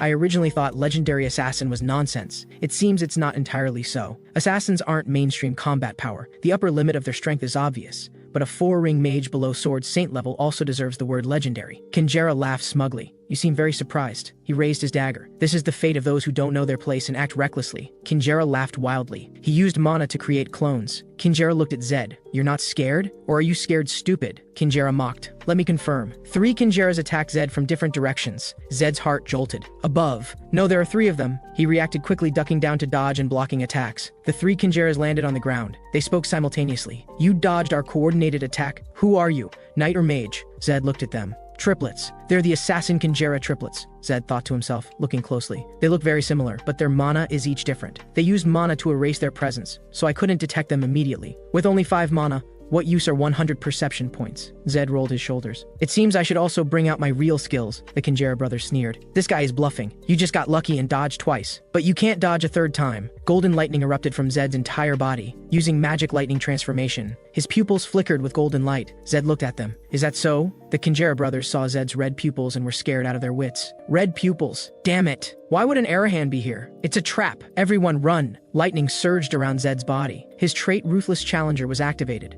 All attributes temporarily increased by 10 points. His mana value also increased accordingly. New magic unlocked. Lightning transformation and lightning strike. One Kinjera shouted, Scatter! If we stay here, we'll all die. Zed transformed into a bolt of lightning, instantly appearing before one Kinjera. He threw a punch. Kinjera was sent flying and crashed heavily to the ground. Another Kinjera was struck by lightning. He convulsed all over and collapsed. Zed thought, is 2nd-tier magic this powerful? My mana is clearly only 15. Is this the power of lightning transformation? Zed looked at his own hands. He thought to himself, I completely imitated the movements from the game and the magic activated. Not needing to chant is a huge advantage. A shout came from the distance. Over here, everyone come quickly. The lightning on Zed's body dissipated. His heart tightened. Oh no, is it the city guards? The power is good, but the commotion is too big. I need to hurry. He hoisted up an unconscious Kinjera. Zed hid in a dark corner. A team of city guards arrived. A ball of light illuminated the alley. A guard discovered blood traces on the ground. There are blood traces here. He looked at the fallen Kinjera. Could this guy have run away? More guards surrounded them. They looked at this tragic scene. A guard cursed under his breath. In the shadows, a pair of red pupils quietly watched everything. Zed hid in the darkness. He thought to himself, if possible, I originally wanted to quietly resolve this matter. Zed thought, there's no choice. He walked out from the shadows. The guards were immediately alert. Who's there? He pointed at the mess on the ground. Aren't you planning to clean this up? The guards saw his red pupils clearly. It's an heir of Arahan. They immediately bowed deeply. We apologize for our earlier rudeness, the guard captain explained. We heard an explosion sound while patrolling and are searching for the culprit, a guard asked hesitantly. But you're not young Master Tunda, Zed thought to himself. Tunda should be Arahan's 6th heir, right? Zed answered calmly. I'm the 7th heir, Zed Arahan. Of course they don't recognize me. I was kept in confinement the whole time. The guards hurriedly apologized. We're truly very sorry. Zed pointed toward the depths of the alley. If you're looking for the explosion culprit, I saw them flee that way. Go chase them quickly. The guards bowed again. Thank you for the clue.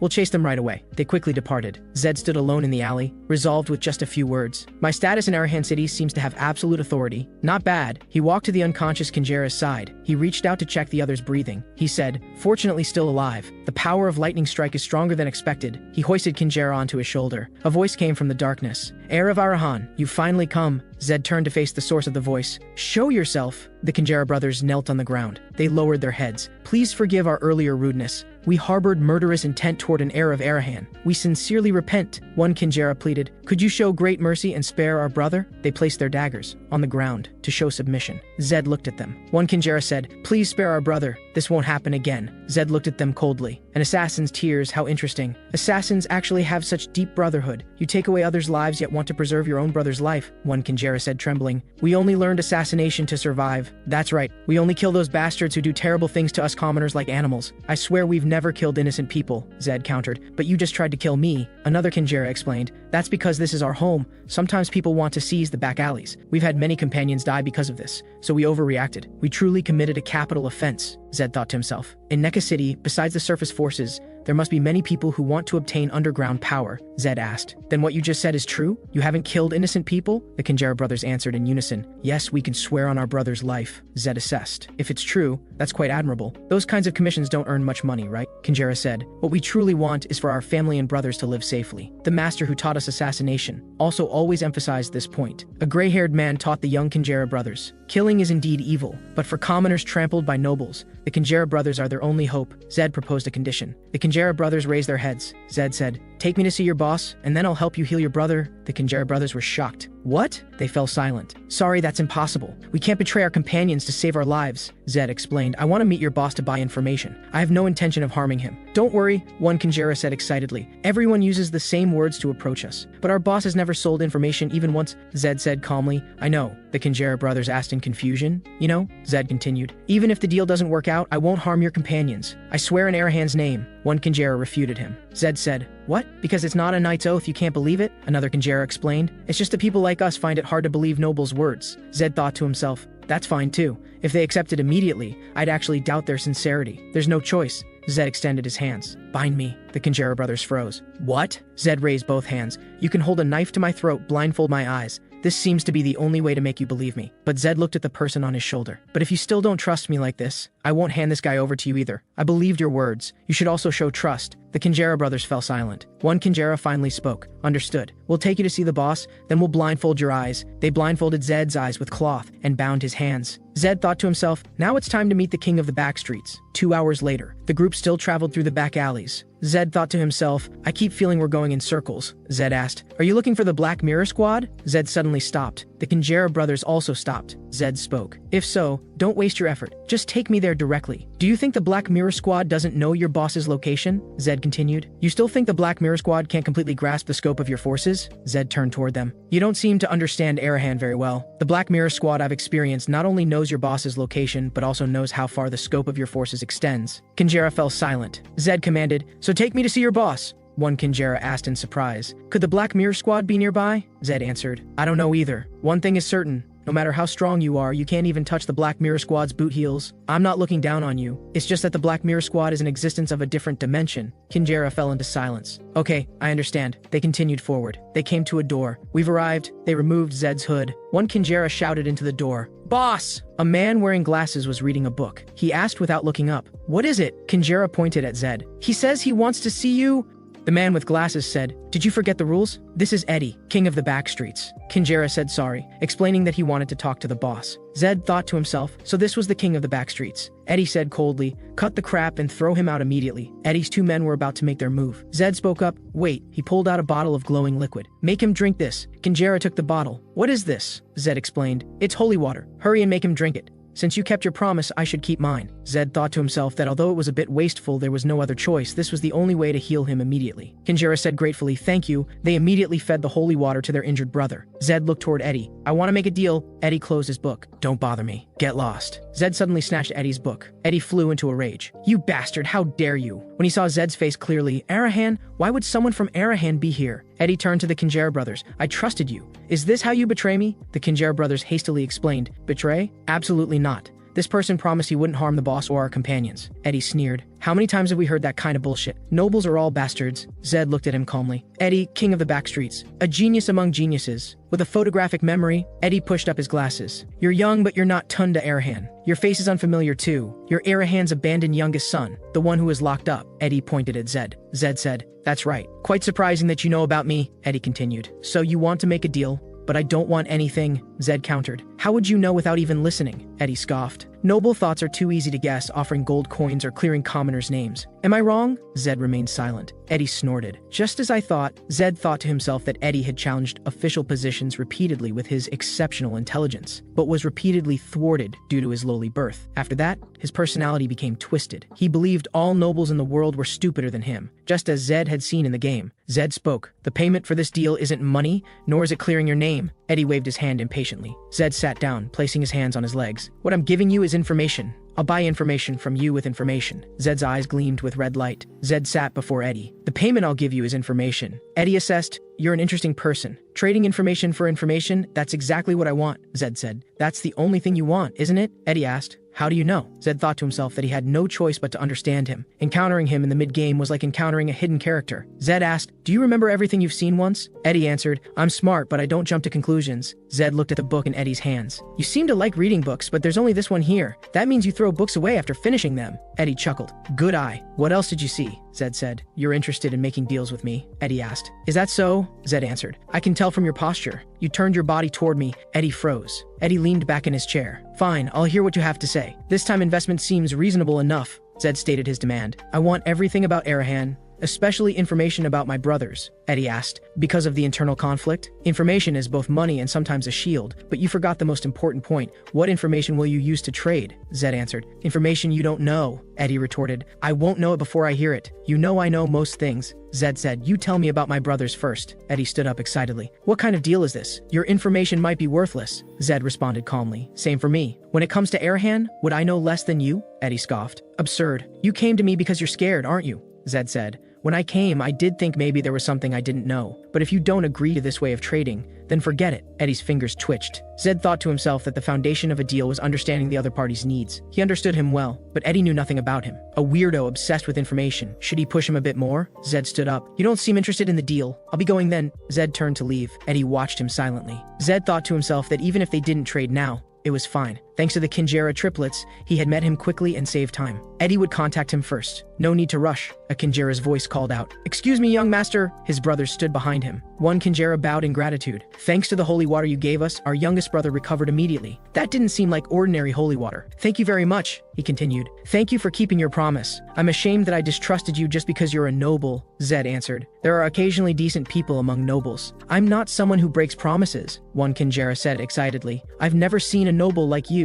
If it were other nobles, they probably wouldn't care about our youngest brother's life or death at all. If I may be so bold, what is your honorable name?" Zed answered. "Zed Arahan." The Kinjera brothers bowed deeply. "Thank you. I will remember this for the rest of my life, young master Zed." Zed thought to himself that the bonds and loyalty behind them meant they wouldn't betray their companions. Perhaps they were better than he had imagined. Zed looked at Kinjera in the distance. They were still there. Zed asked, "You're called Kinjera, right?" One Kinjera answered, "Yes. That's what people call us." Zed thought to himself that for assassins, fourth ring was quite an achievement, and there were 3 of them. Zed thought to himself that if he made them his people, they would be very helpful in future internal conflicts. Zed looked at the Kinjera brothers. "Follow me." The Kinjera brothers were confused. Zed returned to Eddie. Eddie said, "You came back." Eddie thought to himself, of course, putting on airs was useless for someone like him. Information about his brothers was his lifeline. Eddie continued, "What are you here for? Didn't you just leave pretending not to be interested?" Zed sat down. "I want to buy the Kinjera triplet assassins." Eddie was shocked. Zed said, "I'll pay with information." Eddie raised his hand. "No, wait, you came back for those guys, not for information about your brothers." Zed answered, "I don't need information about my brothers. No matter how I think about it, I'd be at a disadvantage." Eddie was confused. "At a disadvantage?" He clenched his fists. Eddie sighed. Eddie spoke. "You want to buy the 3 Kinjera brothers, but they're squad leaders in our organization." "I'm the boss," Zed answered. "I'm prepared to pay any reasonable price," Eddie said. "The reasonable price you're thinking of will be much more expensive than you imagine," Zed asked. "Then what's your price?" Eddie stated his terms. "Everything you experienced when you left the confinement center, how did you escape, and what did you do after? I need at least that much." Eddie smiled. "Money doesn't matter. If it can satisfy my curiosity, this information is enough. The abandoned youngest son's return is enough to arouse curiosity, but because it would expose a shameful past, you can't easily speak of it either." Zed spoke. "Your capacity is smaller than I imagined." Eddie stood up in shock. "What? My capacity is small?" Zed said. "I thought you'd demand something more impressive," Zed said calmly. "People live within their own limitations." Eddie flew into a rage. "I've had enough." He grabbed Zed's collar. "You bastard. You just have good birth, no abilities whatsoever, just good bloodline." Zed looked at Eddie coldly. Eddie continued, "If you keep spouting nonsense with that big mouth of yours." Zed's eyes flickered with red light. Eddie saw those eyes and trembled all over. "What is that in your eyes?" He involuntarily released his hand. The Kinjera brothers rushed forward. "Boss, please stop. He's an heir of Arahan." Eddie cleared his throat. "Sorry, I got carried away just now." Eddie said, "Then what are your terms, sir?" Zed asked, "Who is the person in front of you?" Eddie answered, "An heir of Arahan." "Sir, did I say something wrong?" Zed said, "That's right, Arahan. If I were you, I'd think 3 times before using a noble. Now is the time." Eddie was confused. "Use? How to use? You mean have me use you?" Zed explained, "I know your obsession with information, but the information you can obtain from the shadows is limited. There's no helping it." Zed continued, "You still don't get it." Eddie said, "No, you haven't told me anything, sir." Zed said, "Don't stay in the shadows. Come into the light." Zed looked at him. "I'll help you." Eddie was shocked. That's impossible. You have no idea what you're saying. Zed proposed terms. I'll provide you with a building in a good location and let you open a detective agency there. Since nobles are the ones moving the world, you must deal with them to obtain more information, right? Eddie retorted excitedly.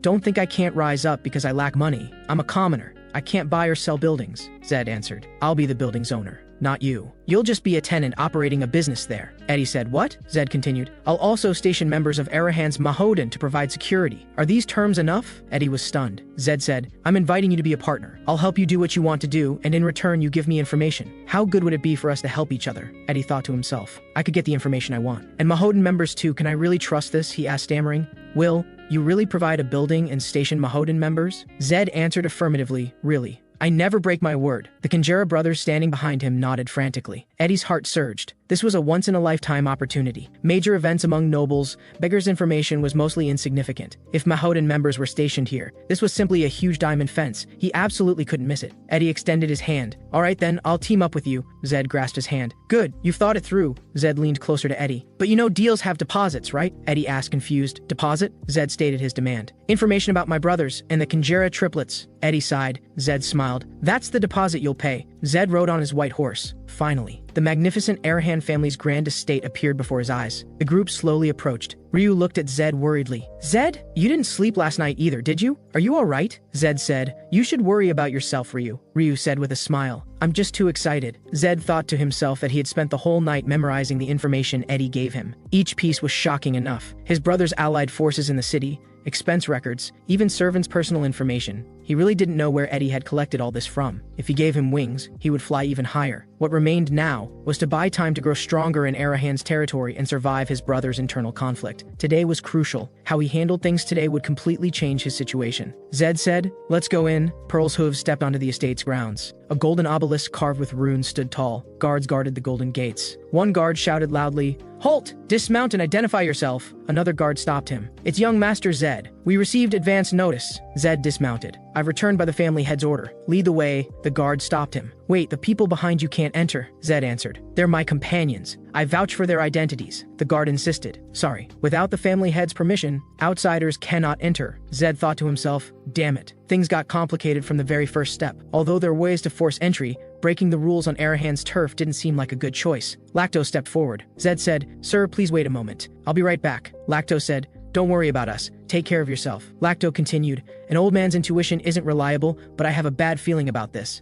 Zed answered, Don't worry. Nothing will happen. Zed turned to the Kanjera brothers. Kanjera, I'm counting on you, the guard urged. Let's go, young master. The family head is waiting for you. Zed followed the guard. Lead the way. He looked at his companions behind him. I must take responsibility. I need to stay alert. He took a deep breath. Don't be nervous. I've prepared as much as I could. What moves mages is pragmatism. Focus on that. I may have accidentally entered Arahan's body, but from now on, I need to act like a true Arahan to survive. Arahan's seventh son. A mage who values pragmatism, I must play these roles well to win the family head's favor. The massive doors slowly opened. A voice came from inside. Enter. The family head sat on his throne. Youngest son. Zed knelt down in salute. I greet the family head. He felt his body trembling. Body, don't tremble. He clenched his fists. The family head spoke. How does it feel not returning to the family for so long? Zed answered. Exactly the same as before. The family head asked, What do you mean by exactly the same? Zed raised his head. Family head, your powerful aura is the same as always. And that bone-chilling cold, the family head laughed loudly. The vibration of his laughter made Zed uncomfortable. Just the vibration of his laughter. My ears were buzzing and my vision started to blur. The family head's voice echoed in his mind. It sounds like you can feel your father's aura, Zed thought to himself. How could I possibly fathom an archmage's realm? One of only 2 archmages in the Empire. The one who killed all his brothers and ascended to Arahan's throne. Zenedin Arahan. Zenedin said, You've changed a lot since I last saw you. In my memory, you were a weak child. Zed said, The word weak doesn't suit Arahan.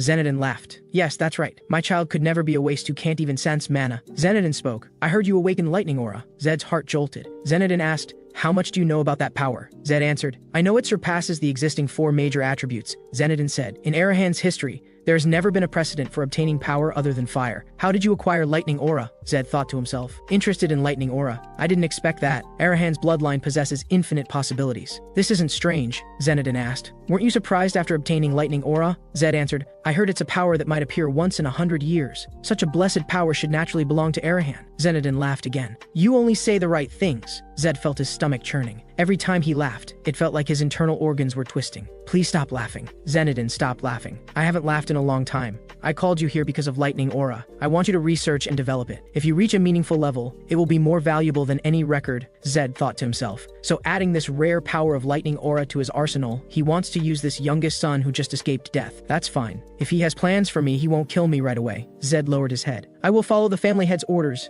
Zenodin said. Before that, I must point out your misconduct. I ask you, didn't you know the slave merchant DeVito had ties with our family? Zed answered. I knew. Zenodin slammed his fist on the armrest. Then why did you execute that slave merchant and even use those pests from Bahal? Zed thought to himself. The madman showed his true colors. Alright, the real game starts now, Zed said. I didn't do anything harmful to the family. The slave merchant had to be eliminated sooner or later, because they went against the Emperor's goals. I believe in the long run they would damage the family's interests, Zenodin retorted. Your words contradict themselves. Slave merchants provided massive long-term benefits. They would drain the South's resources, Zed thought to himself, as expected. Now I need to choose my words carefully to convince the family head, Zed said. Family head, I believe in pragmatism there is a distinction between improper profits and proper profits. Zenodin questioned, are you saying profits from slave trading are improper? Zenodin said disdainfully, absurd. Profit is profit, Zed thought to himself. I'm 15 now, so I act stubborn like a 15-year-old. Zenodin will judge this as a mistake a young person would make, Zed said. Why would a top imperial family accept dirty money, even if it's the same currency? Arahan should only possess the most brilliant gold coins. Zenodin fell silent. Sophistry, Zenodin said. Fine. No matter how young and foolish you are, you should know Bahal is our sworn enemy, Zed answered. Bahal came by the Emperor's order. Our paths coincidentally overlapped. I didn't accept help, Zenodin roared. You dare deceive me! You received Bahal's invitation and accepted a white horse as a gift, yet you say you didn't accept help? Zed said, family head. I don't understand this situation. He clenched his fists. Zenodin said, what? Zed explained. I was kidnapped, not invited. I displayed Arahan's pride before the Bahal family head. I brought back spoils from the enemy's heart, not a gift. Why do you scold me instead of praising me? They lost their exclusive property, the white horse, to me, Zed looked at the family head. And an Arahan riding Bahal's white horse, doesn't that elevate our family's reputation? He must believe it. That 15-year-old Zed genuinely thought this matter was praiseworthy. A voice came from the throne. Son, Zenodin's voice was full of murderous intent. Don't deceive me with your flowery words. Fury burned in his eyes. Zed's whole body went cold. Sweat slid down his forehead. Damn, it didn't work on him, Zenodin warned. If there's a next time you lie, you'll pay the price for those lies. Zed knelt on one knee. Zenodin continued, however. You're not entirely wrong. About deserving praise rather than blame, you have a point. Zed felt confused. He knew I was lying to him, yet let me off. Why? Zenodin said, all right, the conversation ends here. Now let's hear your requests. Zed fell silent. Zenodin asked, what are they? State your wishes. Zed thought to himself that although he was confused, he needed to get something out of this. Zed said, I hope to receive all the operational funds that should have been sent to the small manor previously, and permission for the people I brought to stay within the manor. Lastly, assign me Mahodan members like my other siblings. Zenodin answered, members will be assigned to you, but their management will be entirely your responsibility. Zed said, yes, I understand. Zed thought to himself that Mahodan members were neutral at first, but once assigned to him, his siblings would start interfering. There would be traitors too. I guess that's what their management is your responsibility means. Maintain and protect my people, Zenodin asked. As for the people you brought, you mean that old man, 3 dirty assassins, and those 2 beggar siblings, right? Zed answered, yes. As you know, that old man is Lacto Sherville. I plan to have those 2 siblings be my butler and maid, and use those assassins as messengers. Zenodin interrupted him. Sherville is not allowed in. He's a traitor and should be executed immediately and sent to the Imperial Palace. Zed thought to himself, that's not what he meant. If he really wanted to send him to the palace, he would have already done so. He must be testing me to see how much I actually know. Zed spoke. Family head, I want to ask you something. Was Arahan involved in the Sherville family's rebellion incident? Zenodin asked, what's your reason for thinking so? Zed answered, I learned that Sherville didn't trade with Arahan, but specifically with the Martin family. And furthermore, Zenodin laughed. So you're saying I might be bothered by those bug-like bastards? How amusing. Martin became the Madosec's second in command, but he's just a loser, not even worth a fraction of Arahan's power. Is it necessary to guard against a struggling insect? Zed thought to himself. So this means Arahan wasn't involved. Thank goodness. It seems I didn't bring Lacto into enemy territory. Zed said, then please take in Lacto Sherville. Zenodin refused. No, an imperial traitor cannot be brought into family lands. Zed said, you must know they were framed, so please clear the Sherville family's name. Zenodin asked back, give me a reason why I should do so. Zed answered, Lacto Sherville is the greatest magic tool craftsman. Arahan must naturally possess him. If you take him in and clear his name, you'll gain the reputation of saving innocent victims while further strengthening the family's power. Zed thought to himself that he didn't know other details, but Zenodin was probably quite pleased that he found and brought Lacto. This was inevitable. Zenodin said, fine, I'll take him in, but I won't clear his name. Since you brought him, you'll resolve this matter yourself. Zed lowered his head. Yes, I will follow the family head's orders. Zed thought to himself, see? Zenodin didn't directly interfere. Actually, this was better. From now on, I could make Lacto completely mine. This also gave him an excuse to leave the family territory. Zenodin said, "You may leave, now." Zed answered, "Yes." Zed turned to leave. Zenodin watched Zed's departing back. A man emerged from behind him. Family head, Mahodan Captain, Callus Ruol. Zenodin asked, "What do you think of him?" Callus answered, "The same as you're thinking. He's suspicious, no doubt. On the surface, he looks like a child, but inside it's as if even the eldest prince wasn't that confident." Zenodin said, "Didn't you see him cunningly trying to deceive me? What a bold fellow." Callus asked, "Is that why you let him off? I thought you would punish him." Zenodin chuckled. "Because that child's eyes were too desperate. Those eyes showed he would do anything to get what he wanted." Zenodin continued, "Being merely a genius isn't enough. The one who can lead Arahan in the future is someone who transcends the realm of genius. I look forward to this child's future actions. I think I need to put him on the same level as his other siblings. I must send the youngest son to the spirit temple. Set an appropriate date." Crows circled above the dilapidated manor. The group walked toward the manor. Ryu exclaimed, "Cleaning this place will definitely be painful." The white horse let out a light snort. The Kinjera brothers stepped forward. "Master, please rest. Leave everything here to us," Zed said. "No matter how many times I hear them call me master,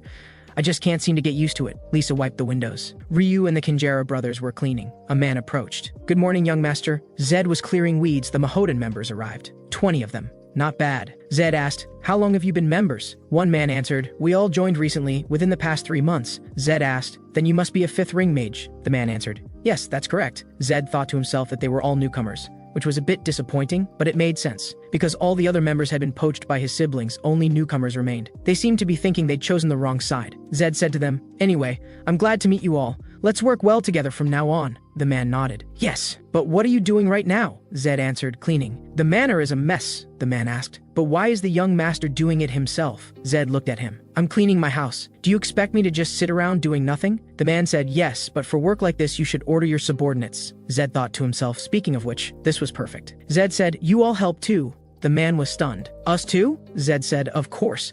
Don't you belong to this manor now as well?" The man hesitated. "That's true, but how could we?" Zed smiled slightly. "So you're saying you can't do what I'm doing? I'm tired of this noble and commoner nonsense." The man quickly said, No, young master, we'll do it right away." He thought to himself, "Of course we'll do it, you bastard." Zed asked, "Who here is a water mage?" 2 people raised their hands. Zed said, "Good. You use water to clean the floors." Zed asked again, "Who's a wind mage?" 1 man answered, "I can use wind magic," Zed said. "Then you go outside and blow the dust off the roof. Control your power well, don't break anything." Water spheres condensed in the air. 1 Mahodan member complained, "I didn't learn magic to do this." Zed commanded coldly, "Shut up and get to work." 2 members hastily cast spells. "Yes, young master." Water flowed and washed the floors. Soon the manor was completely renewed. Zed assigned rooms to everyone. "Ryu and Lisa, you use this one. Elder, you use that one." Lisa shouted excitedly, "Brother, our room is amazing." Lacto said with a smile, "This is too good for an old man." Ryu asked Zed, "Is there food?" Zed froze. "You're right. I was so focused on cleaning that I completely forgot." Ryu said, "I searched the entire kitchen. As I expected, there's no food at all." Zed thought to himself, "The food we have now is far from enough. What should I do? Who would have thought I'd worrying about food in a noble household?" Ryu suggested, "Let's go to the city." Lisa objected, "In that case, what about money?" Ryu thought to himself, "This was a problem. Everyone must be hungry." Zed thought silently. He asked, "The nearest place from here is Tunda's manor, right?" A Mahodan member answered, "Yes, that's correct," but he suddenly realized something. "Don't tell me you want to go to young Master Tunda's place." Zed asked, "Is there a reason I shouldn't go?" The member said nervously, "Yes, it's best to find another way. An uninvited sibling visiting another sibling's manor is an act of declaring war." Zed smiled. "Is that so? Perfect. I was planning to go meet him right away anyway." A man roared, "Why do you always bring me this kind of garbage?" He first flipped the dining table. Plates shattered all over the floor. He continued roaring, "These things won't even answer when I'm speaking. I'll kill them right now." 2 servants knelt on the ground trembling. A woman approached. "Young master, they are your servants. You must treat them well." Tunda glared at the servants. "It's because you're too good to these guys that they're so arrogant. Grace, teach them a lesson." Grace answered, "Then young master, you shouldn't be a picky eater. Your health is also important. If you don't break the habit of always eating only what you like, I'll prepare a healthy menu for you." Tunda said, "But I still hate onions. If you bring them to me again, I'll kill those bastards." Grace thought to himself, "What a troublesome brat. Has the illusion magic worn off already? I'll have to try a stronger one tonight." A servant rushed over. "Miss Grace, we have big trouble." Grace asked, "What is it?" The servant answered, "Outside. Young Master Zed has come." Grace was shocked. What? Coming uninvited in the middle of the night, this is a declaration of war, she immediately ordered. Summon all members immediately. How many people did he bring? The servant stammered. Young Master Zed came alone. Zed rode alone on the white horse Pearl, slowly approaching the manor. Grace asked, Young Master Zed came alone? Alone, are you sure? The servant answered. Yes, he's outside right now. Zed had already walked into the dining room. The servant, Grace, and Tunda were all greatly shocked. Zed looked at the dining table. You're having dinner. Tunda's Mahodan members surrounded him. Zed looked at them. Look at these guys. They saw me yet don't even greet me. A woman stepped forward. Good evening, young Master Zed. By the way, what are you here to do? Zed answered. You must be the butler here. Grace stepped forward. Zed looked at her. Aren't you going to greet me? Zed's eyes gleamed with red light. Grace's heart jolted. Grace thought to herself, how is this guy so confident? He's just a child who doesn't even need to be guarded against. Didn't they take him away after awakening his mana? Grace frowned. Zed asked, so, are you still not going to greet me? Grace fell silent. Grace finally spoke. Welcome, young Master Zed. I am Grace Monet, young Master Tunda's butler. Grace thought to herself. Acting like you're the one in power here must make you quite pleased. Grace felt a pressure. Zed said, you're carelessly releasing your aura. Grace thought to himself, he's no longer the waste I knew. What on earth happened? Not only did he come alone, but with this attitude, he must have something to rely on. Grace saw the badge on Zed's chest. The priest's mark. Tunda roared, look at this guy. Why aren't you greeting your brother? Are you crazy? Do you know where you've crawled to? Zed answered calmly. I have nothing to say. You're just a puppet anyway, aren't you? Tunda froze. What? Puppet? You just spoke disrespectfully to me. Zed asked, why? Does this bother you? Tunda roared, of course it bothers me. I'm your brother. Tunda was burning with rage. Fine. Coming here means war anyway. I learned a new spell recently. I should try it on you, and then you'll naturally call me brother. Flames ignited in his hands. Grace stepped forward to stop him. Young master, please stop. Tunda pushed her away. Move aside, Grace. I'm going to teach that rude little brother a lesson. A voice commanded. I told you to stop. Grace grabbed Tunda's wrist. The flames extinguished in her hands. Tunda looked at her in horror. Why did you do that? Didn't you hear him disrespect me? He mocked me, called me a puppet. Grace said, young master, I'll explain everything later, so please be quiet now. Grace smiled. I apologize for the young master's rudeness, Zed said. At least the butler reacts quickly enough. Grace thought to himself, the priest's guarantee is the emperor's guarantee. If there's a problem with his identity, according to imperial law, an investigator would be dispatched to Arahan. And if an investigator stepped into family territory, my mana circuits would twist shut. This is why the Arahan family head so despises the emperor. Grace thought to himself, can't confront him directly. First send him back properly. Grace asked, young master Zed, what brings you here? Zed said, interesting. A mere butler, you're too presumptuous. Zed answered, my manor has no food right now. I'd like to request some from you. Grace sighed. She said to her subordinates, bring all the remaining meat and bread. Zed mounted his horse. Grace asked, are you finished with your business? Zed answered, that's all for today, but starting tomorrow we'll be meeting more frequently. He waved his hand. Grace gritted her teeth. Damn it. Just you wait, Zed Arahan. The Mahodan members exclaimed when they saw the food. Zed said, Earth Mage, dig a pit. Fire Mage, start a fire. 2 members answered in unison. Yes, sir. 1 member said excitedly. How long has it been since we had an outdoor barbecue? A huge piece of roasted meat sizzled over the fire. 1 member said, isn't this the first time since joining Arahan? Another answered, right. Mages prohibit outdoor barbecues. Another member said, come on. Starting fires to roast meat was originally night culture. It's natural for us mages to view it as taboo. They suddenly realized their slip of the tongue. Sorry, we misspoke. Zed asked, do mages really prohibit outdoor barbecues? 1 member explained, yes. Knights consume massive amounts of physical energy, so they eat meat anytime, anywhere. Zed said, so you can't eat this delicious food just because it's night culture? Zed thought to himself, what kind of nonsense is this? I've barely played mage characters. 1 member said, they're natural barbarians. We as noble mages. Zed asked, so you're not eating? The member quickly said, what? No, it's not like that. Zed sat by the fire. You all live too wearily. Eat what you want to eat. Why bother worrying about such things? From now on, don't worry about unspoken rules or taboos here. At least in my manor, I won't care about such things. Zed continued. Do what you want to do. As long as you do your job well, I won't hold you responsible for anything. The members were deeply moved. Zed said, looks like it's completely cooked. Let's eat. Everyone cheered. Zed thought to himself, strike while the iron is hot. Since he declared war last night, he needed to push forward now. The next morning, a man was pleading. No, you can't. This building is the only property my late father left me. Zed said to him, I know the deed is in your name, but the actual owner is Tunda. Zed rode on the white horse. The man was surprised. Zed thought to himself that Arahans usually don't put property in their own names, because even a simple investigation would expose it to other brothers. He was planning to exploit this. A subordinate said to the man, if we keep making the young master wait, we won't escape his wrath. Does this look like a simple property transaction? Zed thought, this isn't just a simple property sale, this is a signal flare declaring a power struggle. The man stammered,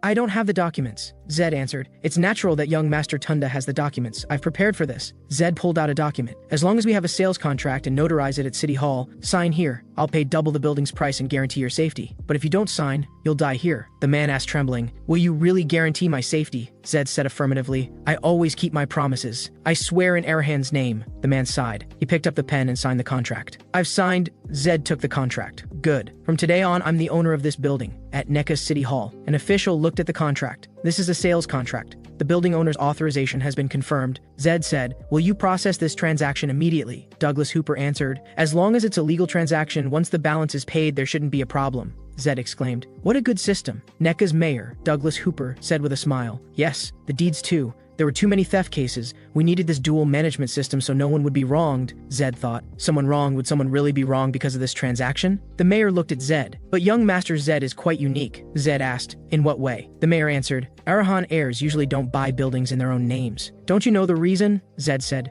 Yes, I know. But that's irrelevant to me. There's no reason to create loopholes by setting up proxies. A commotion came from outside. Let me go. Do you know who I am? Get out of my way. Move aside immediately, Zed thought to himself. The wronged party has arrived. Grace burst in with fury. The mayor roared, Grace, don't you know using mana is prohibited here? Grace retorted, absurd. Isn't the mayor the one breaking the rules? Zed asked. Rules? Grace glared at him. Are you asking because you don't know? That building belongs to young Master Tunda. Do you expect me to stay silent after being stabbed? Zed answered. I don't know what you're talking about. The building's registered owner is Warren Beatty. Grace threatened. You've made a big mistake now. How do you plan to handle the consequences? Do you have the confidence? Zed said. You're the one who's mistaken. What gives you the right to talk so big? Don't you understand the situation? Grace's whole body emanated mana. As young Master Tunda's butler and a mage of the Monet family, I guarantee you'll pay the price for today's actions. Zed chuckled. Now you're even threatening me. Grace glared at him. I'm warning you too. Flames ignited in Zed's eyes. Whether it's revenge or repaying kindness, I'll return it tenfold. Don't forget the Arahan family's motto. A red aura emanated from his whole body. Cross me and you'll lose everything.